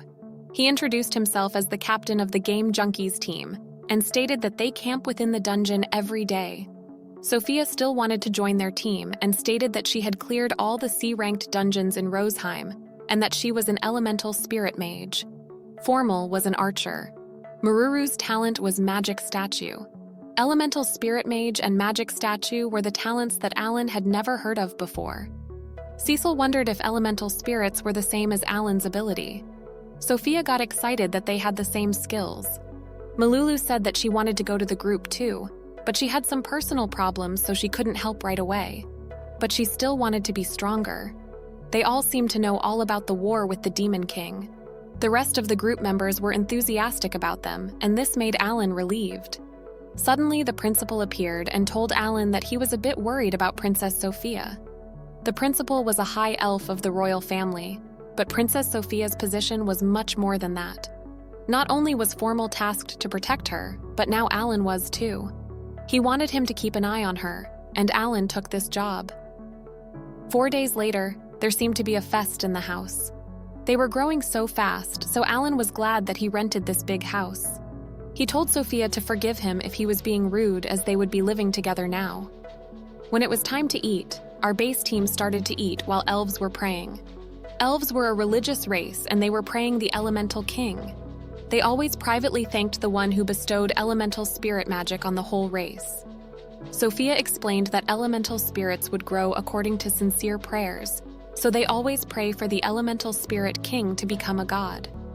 Cecil asked Maruru why she wasn't praying, and she said that Mr. Degrani said it wasn't necessary. He was the god known as the dungeon master that the dwarves worship. Moreover, he also made a ton of magical devices, and they made magic props based on that. Sophia wondered if Alan worshipped anyone, but he wasn't. Kill worships the creator god Elmia. Dagora mentioned that the 3 of them would try the B-class dungeon soon and wondered if they should go back to the B rank too. The new members were shocked that they reached A-rank dungeons and felt like they would be obstacles to them, but Karina told them to not worry. Alan still thought they should keep the progress of exploring the A-rank dungeon until July, but they would stop by and re-explore the B level. Cecil is concerned about the time, so Alan explains that their team would split up into 2 groups to explore the dungeon. After the sudden increase in members, splitting the group was the best for them. A level exploration group included Karina, Kill, and Cecil, while B level included Alan, Dagora, and the 3 new members. Alan and Dagora will be in Group B for half a day, then for the rest of the day, they will move to Group A. Multiple summoned beasts could work independently, so this distribution was very feasible. With the transfer student team with Alan, all newcomers to the Game Junkies team had become teammates. Dagora was shocked that Sophia was 48 and Formal was 67 years old. Alan informed them that they were going to ride Fran into the dungeon. They found his ability amazing. Now it was time to go. Alan reminded Maruru that she didn't have to work hard and she could just stay behind them. Sophia used her spirit magic and healed Maruru. Though not as good as a magician or a healer, spirit magic was quite good at assisting like that. Formal was also pretty good at archery. Sophia stated to Alan that they would cover their backs to be safe so they could trust them. Maruru felt useless, but Alan told her that there were no golems there, so it was okay. Maruru could use magic to control golems. If there were golems, they could easily duel with dragons. Sophia mentioned that Vaucus was a military powerhouse due to possessing golems, and they could block the attacks of the demon army. Thus, it made it very hard to bring golems abroad. Sophia stated that Dagora and Alan were also very strong. Standing on the battlefield with them would be quite reassuring. Alan wondered why she was calling him Sir. Sophia explained that it was because he was the person mentioned in the forecast of Elemental King Rosen. The Elemental King usually sleeps year after year, and he never talks to anyone. 10 years ago, he suddenly said, the black-haired boy was born, under the Zhongying Empire, all the bare minimum talents. He also said that the great black-haired boy, dancing in the sky filled with light, would dispel the darkness from this world. And Sophia was now convinced that the forecast was true. Alan seemed confused. It was true that he wanted to defeat the Demon King, but it didn't sound very specific, so he wasn't sure a forecast would be any help. But now he sees why, when they found him at the academy gate, both the principal and the hero know about that prediction. He wondered if that was the reason why they allowed him to act freely. He decided to move on and finish the B-rank dungeon exploration as soon as possible. In mid-April, at the Grand Biel territory, Alan came. Maria also came and introduced herself as Alan's summoned beast, and informed them that from now on they were going to help them as head of the mining village there. Alan's siblings seemed pretty interested in the summoned beasts, while his father wondered what was the baggage. He said that it was weapons and tools that his friends and he bought it. Karina's father was amazed by the weapons they sent, while his father was concerned about Alan's financial situation. Alan explained that they earned 2,000 gold coins every month from the dungeons, and they had about 20,000 as capital. Alan then told Maria to help them, and if they caught board, they could eat it freely. At the end of July, they were once again at the dungeon, and Sophia used her extra skills, Great Spirit Manifestation, and defeated the monster. They were pretty impressed by her. She had gotten a lot stronger, and the summon didn't fail. Dagora found her once-a-day skill pretty strong, and Formal had it too. Those who can't use their extra skills seemed pretty jealous. Tomorrow was the beginning of summer vacation, and the principal called Alan and Karina over. The principal told them that someone wanted to see them today. Hermios came and asked Alan and Karina to join the Academy's martial arts conference this October. Karina accepted it while Alan refused. The principal wanted to know the reason why he didn't accept it, so he explained that there was no need to know his ability. The principal stated that although the content of the prophecy was vague, there was a high possibility that he was the one who could defeat the Demon King, and all of them wanted to know more about summoner abilities. Alan noticed that the way he spoke had changed, and he no longer seemed to be hiding things about the Demon King. If the principal was straightforward, then he needed to return the favor as well. He said that if he revealed his identity to the demon army, then they could plan to get rid of him. He was still maturing, and the participation in the conference was pointless. The principal let his breath out. Hermios then dropped his rare magic healing ring accidentally to show Alan. He stated that it was a gift from the Elemental King to thank him for saving elves from danger. He asked Alan if he needed any advice as he was looking for that in the dungeons, but Alan refused. Regardless, Hermios mentioned that mana regeneration rings cannot be found in dungeons, not even in S-rank ones. This information was actually a secret and shouldn't be revealed. Alan was staring right at him. He wanted Alan to stop glaring at him as he was only doing this because he was a kind person. He said that the dungeon master can't make magical recovery items because he met him and asked him directly, but he mentioned that it was possible to obtain orichalcum weapons in S-rank dungeons, but he advised him not to go. He knew everything Alan was looking for. Alan asked why he shouldn't go there. Hermios comfortably stated that some members of his group would die. Alan thanked him firmly for giving him such important information and asked what he wanted in the end. He said that this year's runner-up would have a chance to fight the swordsmaster Doberg, and the champion would be fighting with him, hero Hermios. If he won, he promised him that he would give a magic healing ring to him. Alan wanted to take a look at the ring, and it was amazing. He really wanted this ring. Hermios then asked if that was enough to make him join the conference. Alan thought about his priorities. He questioned which one was more important and decided that both were necessary, so he decided to join the conference. He asked if he could use items in combat, and Hermios confirmed him. He told him to prepare well as it was only 2 more months left. Alan was dedicated to crushing Hermios in front of the entire royal family and audience, then getting the ring. After that, Alan and Karina went home and gave everyone the news.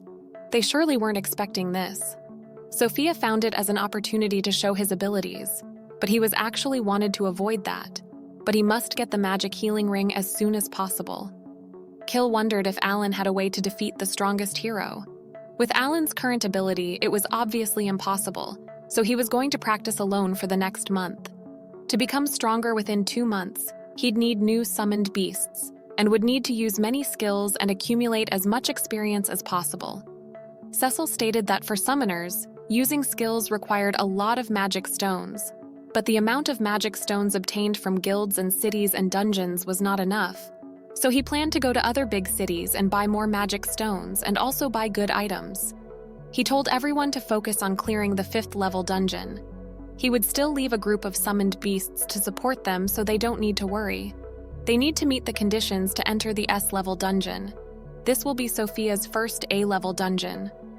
Karina asked if Alan was going to give up on exploring the dungeons, and he said that if he had time, he would follow them. He told Karina to pay attention and master the extra skills for the upcoming Congress. Karina seemed pretty dedicated to become strong enough to defeat the hero. Dagora realized that before fighting the hero, she had to defeat Alan. They then said goodbye and promised to see each other after the summer break. 2 months later, Alan kept going to big and small guilds in this country to buy magic stones. In some places, the price of magic stones transactions increased significantly, but he had to accept it. 2 8,000 gold coins he earned from the dungeon were quite abundant. Finally, he got 1 million D and E-level magic stones. Clavel magic stones were quite expensive, so he only bought 100,000 of them. And with that, the summer vacation was over. His summoning skill reached level 2, and with his new powers, he was also able to summon some B-level beasts. When the summer vacation was over, he turned 14 years old. His teammates seemed like they missed him. Alan and his teammates were growing, and Sophia was once again amazed by him. In the 2nd year, there were new subjects, and that was the Demon King's history. It was the history which was not told to the people of the kingdom. The existence of the Demon King, the hero, and the fierce battle with the demon army in the northern part of the central continent. His class had 3 nobles and the holy sword, Kurena. Those 4 would definitely go to the battlefield to fulfill their noble duty. There was a meeting to decide if they would go to the battlefield with their group. Some people wanted to stay in the country as adventurers or soldiers, and didn't want to go to the battlefield, and the ones wanted to increase their achievements by fighting for 3 years. Against foreign parties' domestic talent management policies, the Academy itself also has its own program for those who didn't have to do noble duties and still wanted to join the battlefield. Mihai also went to the battlefield with such friends. After everything was revealed, the teacher also announced the Academy's Martial Arts Congress. Their class had Alan and Kurena who would join, and this year there was also participation of heroes. A few days later, everyone came to see who would win the Congress. The Baron, elves, and even the Crown Prince. Alan won against a 3rd-year student who was called the Sword King. It had been a while since Cecil saw him use that sword. He was indeed pretty strong, but he must have something very strong to use against the hero. Hermios also noticed that he was hiding his true talent as usual, but a status like that can't be hidden forever. Now it was time for the dramatic final, Kurena versus Alan. Both were members of the famous Young Adventurers Guild game Junkies, which had successfully cleared all 5 A-level dungeons. Karena told Alan that she would not hold back this time. Alan felt nostalgic as it was 6 years from their last battle like this. The battle started with Karena's flying sword. Alan managed to protect himself, but Karena told him to summon the beast to protect him. However, Alan was still avoiding this option. Karena still hasn't unleashed the extra skill, but was attacking him non-stop. The audience was sure she would win. In terms of smash power and durability when attacking, Karena was better, but Alan's offense and speed were superior. Karena's still laughing and playing while hitting Alan, and he was doing his best to defend. She told him to use the summoned beasts, and even if he summoned them, they would be taken down immediately. Karena then used the executing strike, but Alan was too slow. She then used red flame breaking, and Alan was on fire. The other team members were worried. Karena also seemed worried, but Alan was fine. Since she dropped her guard down, the winner of this Congress was Summoner Alan. The team members were trying to figure out if he was unharmed, or if he had a summoned beast with a hidden protection skill. Alan told Karena to not be sad because there was a match against Doberg, and she had to pay off last year's debt. According to the information obtained, he was also at level 60 and possessed the adamantite sword. Karena's direct attacks would be read by him, so the extra skill that she didn't use just now would be the whole card this time. Karena seemed upset that she would stop at level 60, just like Doberg. Alan suddenly headbutted Karena and told her that he would find a way to solve the level problem, and told her to focus on the wall in front of her. They looked at Hermeos and Doberg with pretty stubborn glances, and the senior's responsibility was to teach those stubborn juniors, as Hermeos said. The special battle between the Holy Sword Doberg and the runner-up, Karena. The Baron wondered if it was too challenging for Karena because no student had even won such a special match like this. But Alan had hope because her speed had improved thanks to the auxiliary ring. Karena remembered what Alan said to her about the special skills before starting the battle. The match started with Karena's Thunderbolt. Doberg's speed seemed to overwhelm Karena, so Alan wondered if he had any here that he didn't know about. Doberg also noticed that Karena got a lot stronger, but that wasn't enough. He was starting to read her, which wasn't a good sign. Doberg made another attack that made her fall to the ground and told her to get up. Alan noticed that Karena was breaking her limits and awakened her extra. Doberg was shocked. She was attacking him over and over, and he seemed like he was about to lose. Doberg was on the ground and people thought the winner was Karena, but the battle wasn't over. Doberg was furious. Alan noticed that he was going to go all in and worried if Karena could hold out. With Doberg's last attack, Karena's sword broke and Hermeos came and stopped Doberg from killing her. He was shocked. Hermeos explained that just now his skill had him under its control while the opponent was just a teenager. Doberg realized what had happened and got on his knees, accepting Karena's win. He then handed his own sword to Karena and apologized for breaking her sword. The people knew that Doberg had an obvious chance to win, but still, a 13-year-old student was able to drive him to the limit. Her performance was a treat for the eye, but Karena still seemed off. Hermeos noticed Alan's worried face.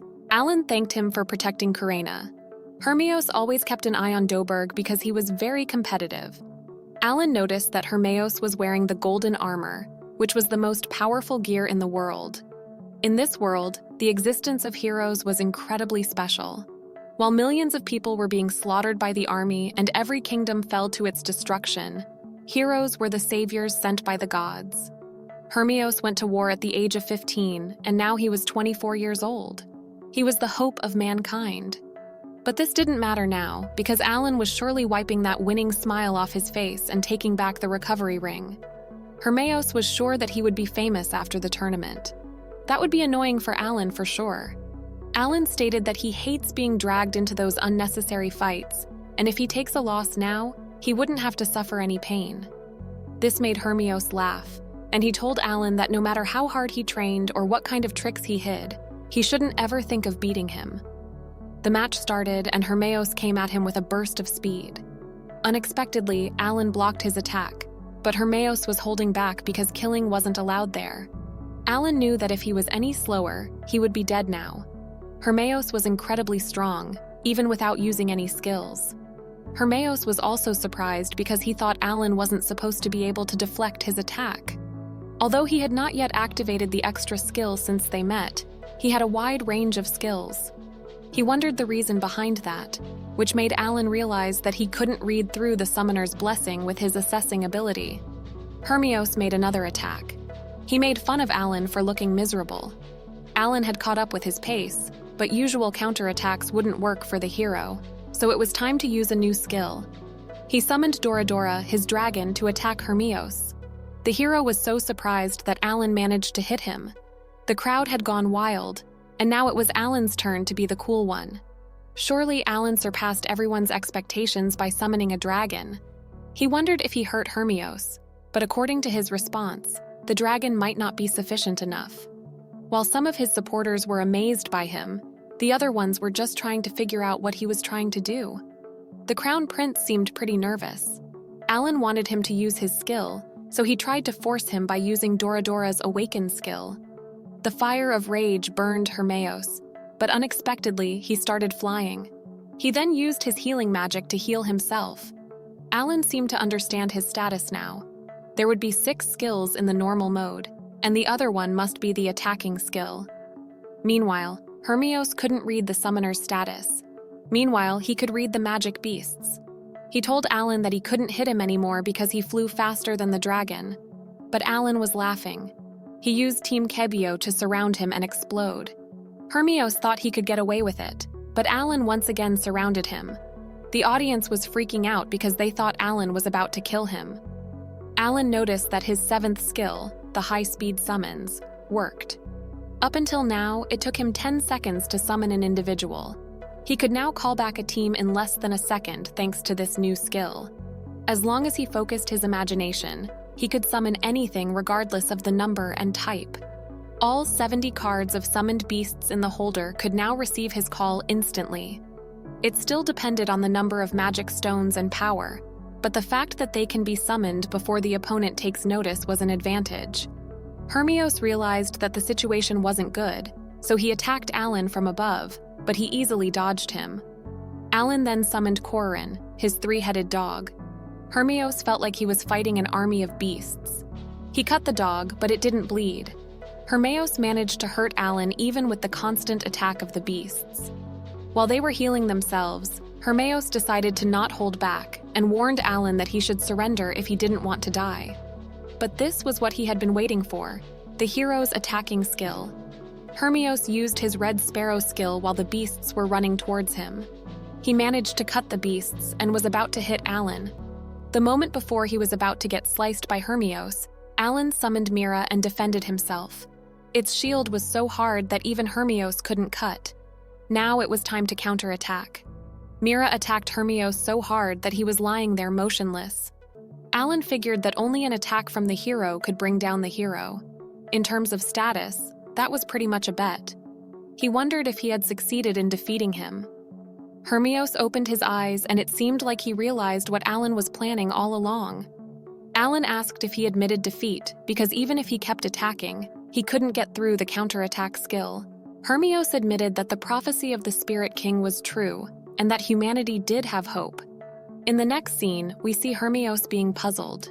He wanted this battle against the Demon King to be over, going up against him without even knowing who he really was, and even with the best equipment he had and overcoming all of the divine trials, he still couldn't defend himself. His comrades died, and despite it all, new soldiers always get sent to the front line without fail. And it was all because he was a hero who mustn't resign himself to desperation. The countless lives they lost continued to fuel that fragile hope he had. And one day, when he was entrusted with the ring, the king wanted him to unveil the hope he had always pondered about. Alan was confused because Hermios was supposed to be humanity's hope. Hermios asked him if he should teach him some more advanced fighting knowledge, but all Alan wanted was just the ring, so he refused by saying that he already knew heroes were really strong. He didn't want to waste a bunch of magic stones, but Hermios wanted one last strike. Hermios activated his extra skill, making everyone shocked. Alan realized that he was just as competitive as Doberg, and he must find a way to deflect his extra skill. He summoned Teku, but wasn't sure if its awakening skill could hold out for long enough. Without hesitation, Hermios used his holy sword to attack Alan.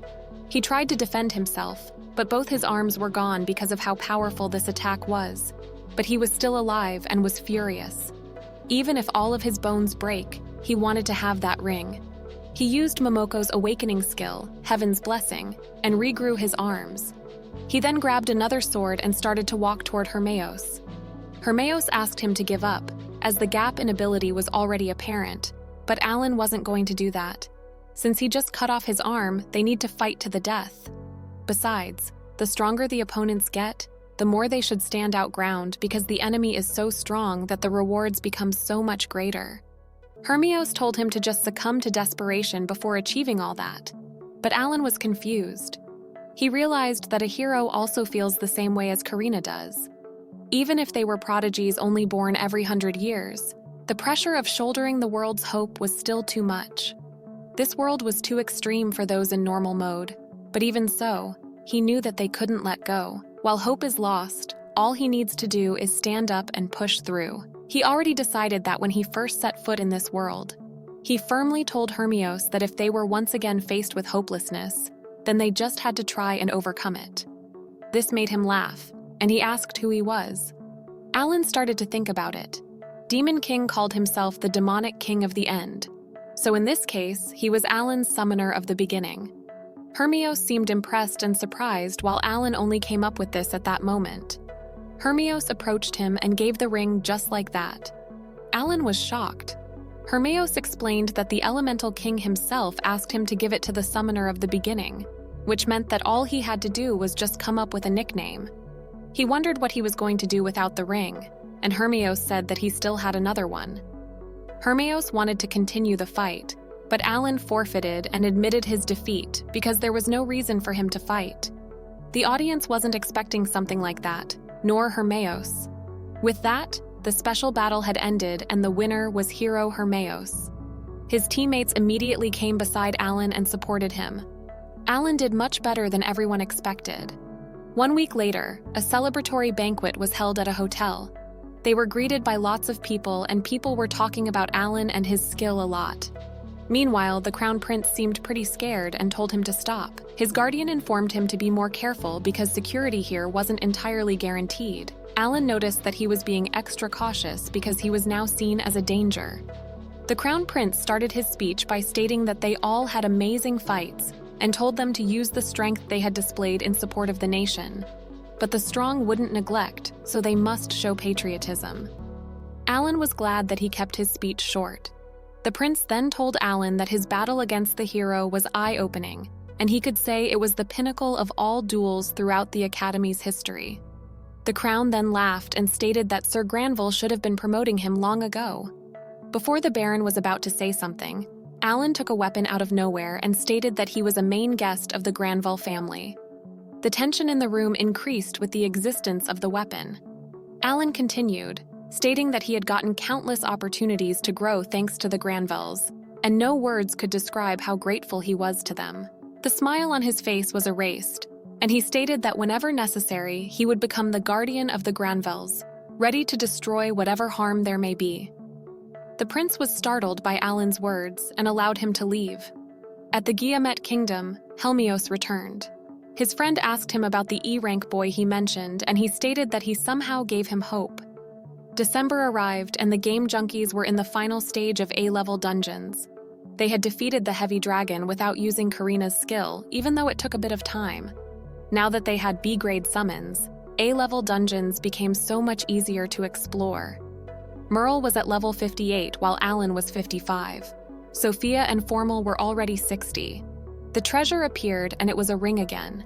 But it wasn't made from auriculum, which means it was true that they could only find them in S-level dungeons. A voice congratulated them and granted them the passes for S-level dungeons. Alan asked where were S-level dungeons, and the voice stated that they were at the Janpani Monastery of the Bacchus Empire. They thought Merle could know something about it. She said that she had never gone before, but she knew they worshipped God de Grigny, the one who created dungeons in the credence of the dwarfs. They need to wait before they can challenge S-level dungeons, Kill suggested, waiting until summer. Alan was wondering if they could transfer to the Bacchus Academy in year 3. Sophia suggested asking the principal. The voice stated that after clearing S-level dungeons, they could challenge the dungeon master. Kill wondered if the dungeon master was God de Grani. Alan was more interested in the grand prize. It was decided that their goal next year was to defeat S-level dungeons. A few days later, the king of Latashi passed.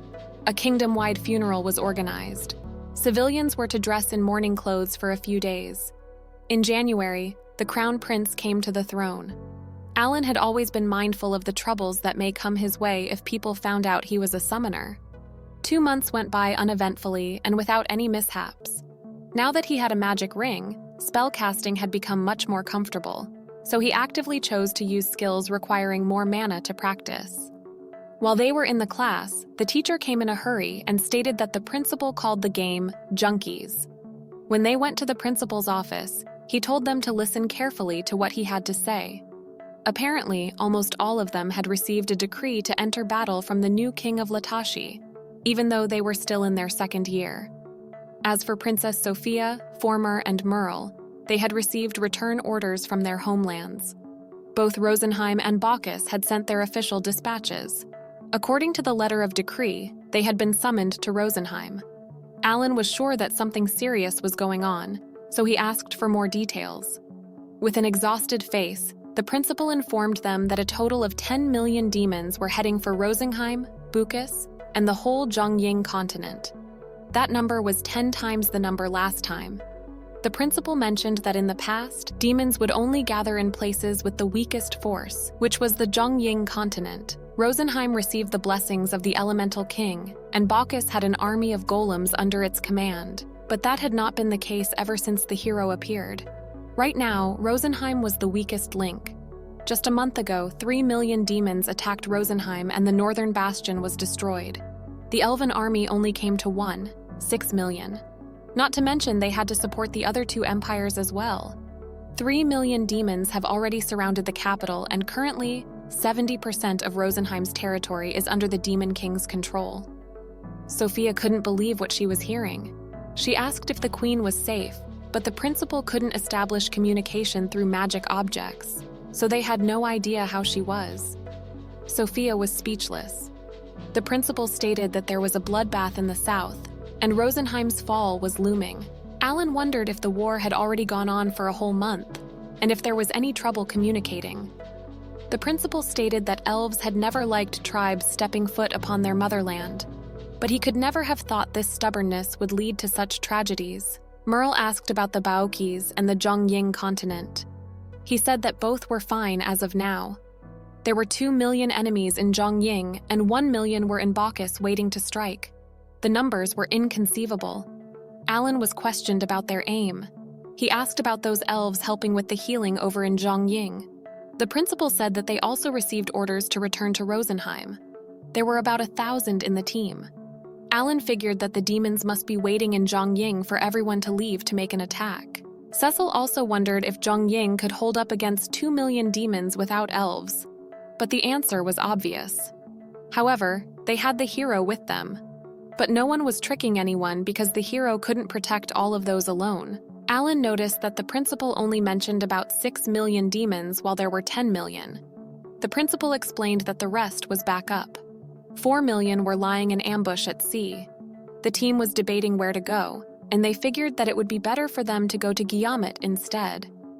Alan listened to them very carefully and stated that their only option was to save Rosenheim. Even the principal seemed surprised. He stated that the magic high-speed vessel would be prepared immediately for tomorrow's dispatch. Cecil required to know the reason behind his decision. Taking into account their number and strategies, this must be an army the Demon King had spent much more time preparing, but it was still not enough to completely overwhelm them. Therefore, they were going to attack in order of priority. That would be Rosengeen, Zhongying Continent, and Bacchus. They tried to spread out and wait so that the plan could work. Cecil then asked where those 4 million demons stationed at sea attacked first. He said that there was a high possibility that they would arrive right away if the Rosenheim battlefield saw a bad turn of events. Furthermore, he thought the Demon King had planned for this to happen. Withdrawing the whole support team from Zhongying would be a violation of the alliance of 5 continents.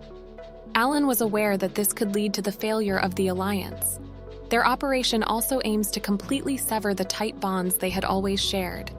Because of that, now was not the time to care about whether they were humans, elves, or dwarfs.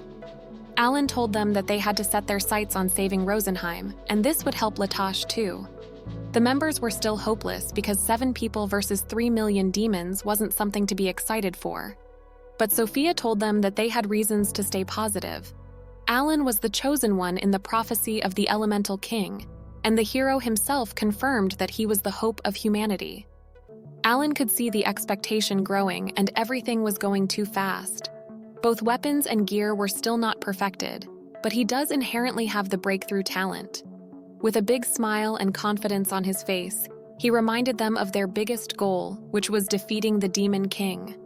The group seemed to pull it together, and they were dedicated to saving Sophie's mother and Former's homeland.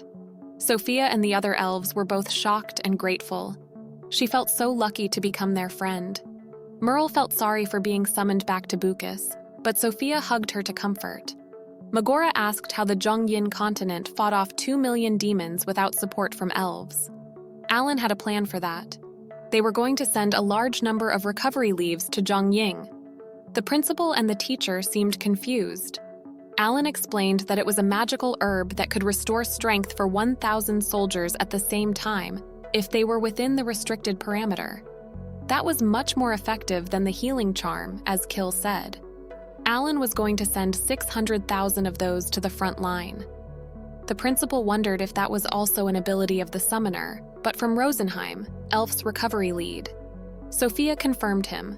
She added that this was going to be their apology gift for the withdrawal of forces from Zhongying without any negotiation. Alan continued explaining that after that, they were going to send this to the rest of the 5 continents, and the Alliance would prioritize saving Rosenheim, and if they succeed, they could consider the Demon King's plan spoiled. Alan was going to give 1,000 recovery leaves to Merle.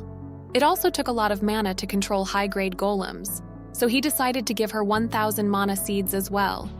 He promised Merle that they would be in Bacchus by April, and they were going to defeat the Demon King. Merle told them that she was going to wait for them at Bacchus, and would definitely show them her golem-controlling ability. The teacher was surprised by Alan's talent in settling things, but it was thanks to him. The principal still had a mission to fulfill, and stated that he trusted that he would save both the Queen and Rosenheim. While Alan and the principal were shaking hands, the teacher asked Dagora if he was the vanguard of the team. He said that as their homeroom teacher, he didn't want to let them go into a deadly place, but all they could do now was pray for a miracle.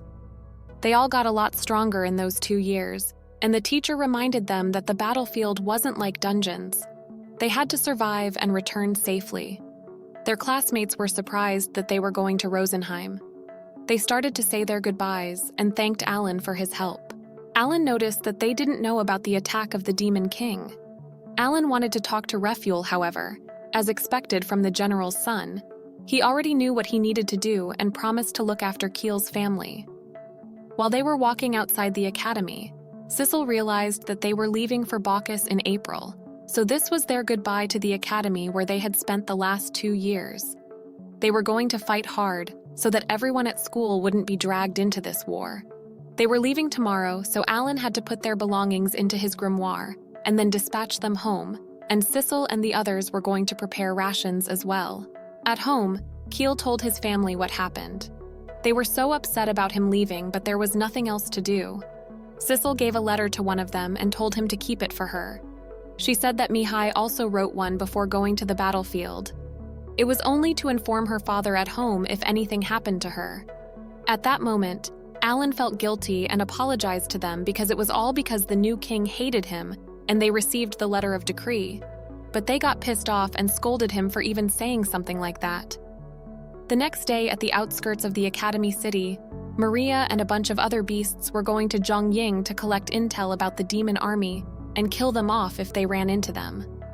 Alan told them to avoid being seen by commoners and incinerate them. Sissel came and informed him that the preparations over there at the high-speed magic vessel were also completed. After saying goodbye to everyone, they were ready to go. While on their way to the Rosenheim, Karina and Sissel were concerned about the place, and Sophia explained that they should disguise themselves when they get there, just to be safe. It was a land that had closed itself off from the outside world for a long time. There, everyone was loved by spirits. All was at peace, and there was never any disagreement. They were currently heading to the seaport nest. It was the most tranquil place in the entire continent. Dogora asked if it would have been better if their families could take refuge there. Sophia said that her mother had by her side a lot of elite men, so there shouldn't be a problem. 4 days later, at the seaport nest, they arrived. Fortunately, the city hadn't been attacked yet. While they were walking around in the city, one of the soldiers recognized Sophia and informed her that she should go to the meeting of the elders. While they were going there, they saw suffering people everywhere. There weren't enough healers, and they didn't look like they could face the final battle. Sophia got permission from Alan to use the healing grasses for them. Alan wanted to know what was happening in this country as soon as possible. They split into 2 groups, and Alan informed the other group that he was going to summon the communication beast after the meeting was over. They arrived, and the first thing Sophia asked was the queen. The old man in front of her explained that she was currently in the city of Tiamo near the front line, and they didn't have enough magic stones to cast the communication spell now. Sophia asked if she was okay, but the man stated that tomorrow, the demon army was going to surround Tiamo and Nest was next. But Alan stated that things might still work out if that was the case. The elves weren't happy to see a human, but then they noticed that he had black hair. Sophia confirmed to them that he was the savior in the prophets of the elemental king, Alan. A man named Lucidral did seem to believe a little boy could save Rosenheim, but first, Alan wanted to heal him. He seemed to have given up on his wound, but still let him do his thing.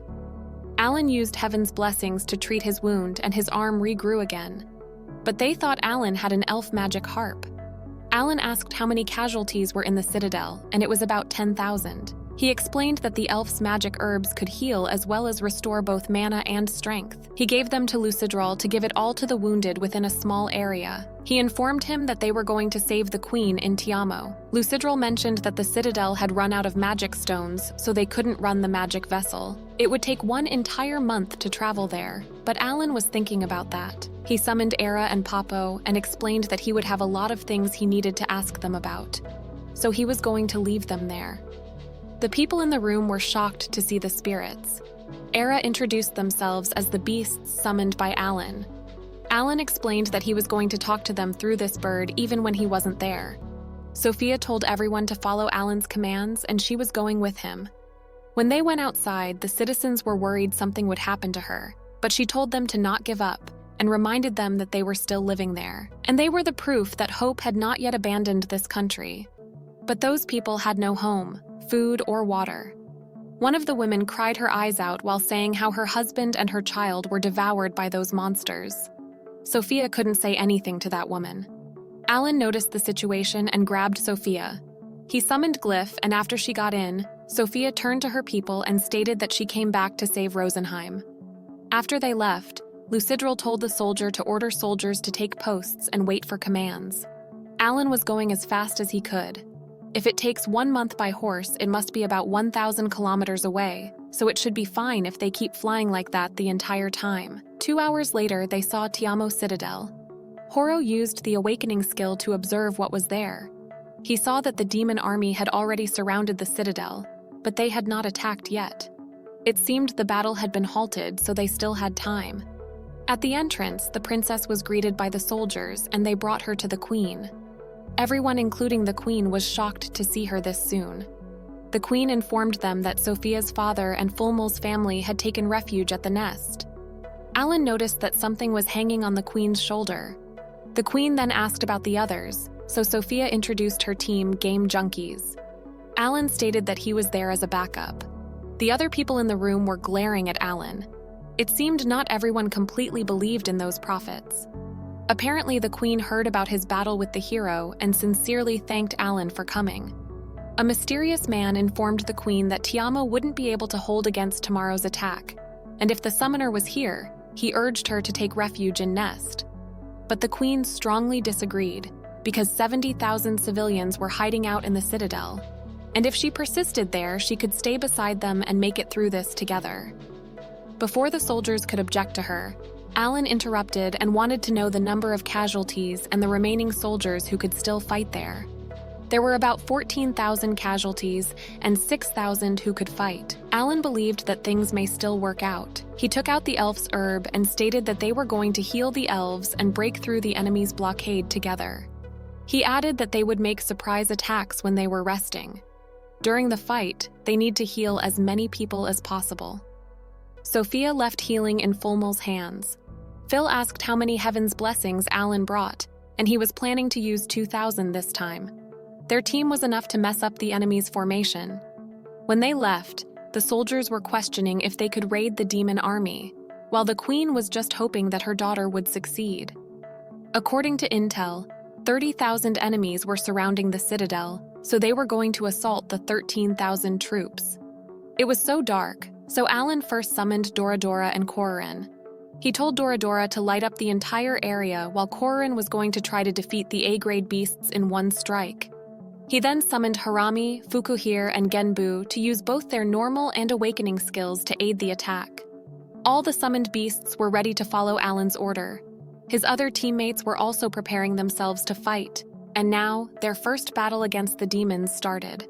Alan told others that Cecil and him would come in from above, and the others would ambush them while they were initiating the attack. He said it had been a while since he last fought an entire horde of monsters outside of a dungeon. It had been 1 month since 3 million demons advanced on Rosenheim. The number of elves sacrificed also came to about 3 million. Alan thought those monsters also needed to eat and rest, meaning they had devoured all those elves that lost in the fight. He wanted to make them regret all that they had done. While Cecil and Alan were still flying through the air, Cecil cast a small meteor spell and it worked. They defeated 1 gargoyle, 1 orc king, and 1 wyvern and gained 76,000 experience with just 1 shot. Now it was the others' turn. They started to attack, and Alan was thinking so that was what a sorcerer was capable of doing. The dungeons were always cramped before, so they didn't have the chance to witness such overwhelming power. Some beasts could heal, so Alan with Cecil decided to kill them first. Alan thought the last attack, along with the dragon's onslaught, had thrown the enemy into disarray, so he had to make use of nighttime to reduce their number as much as possible.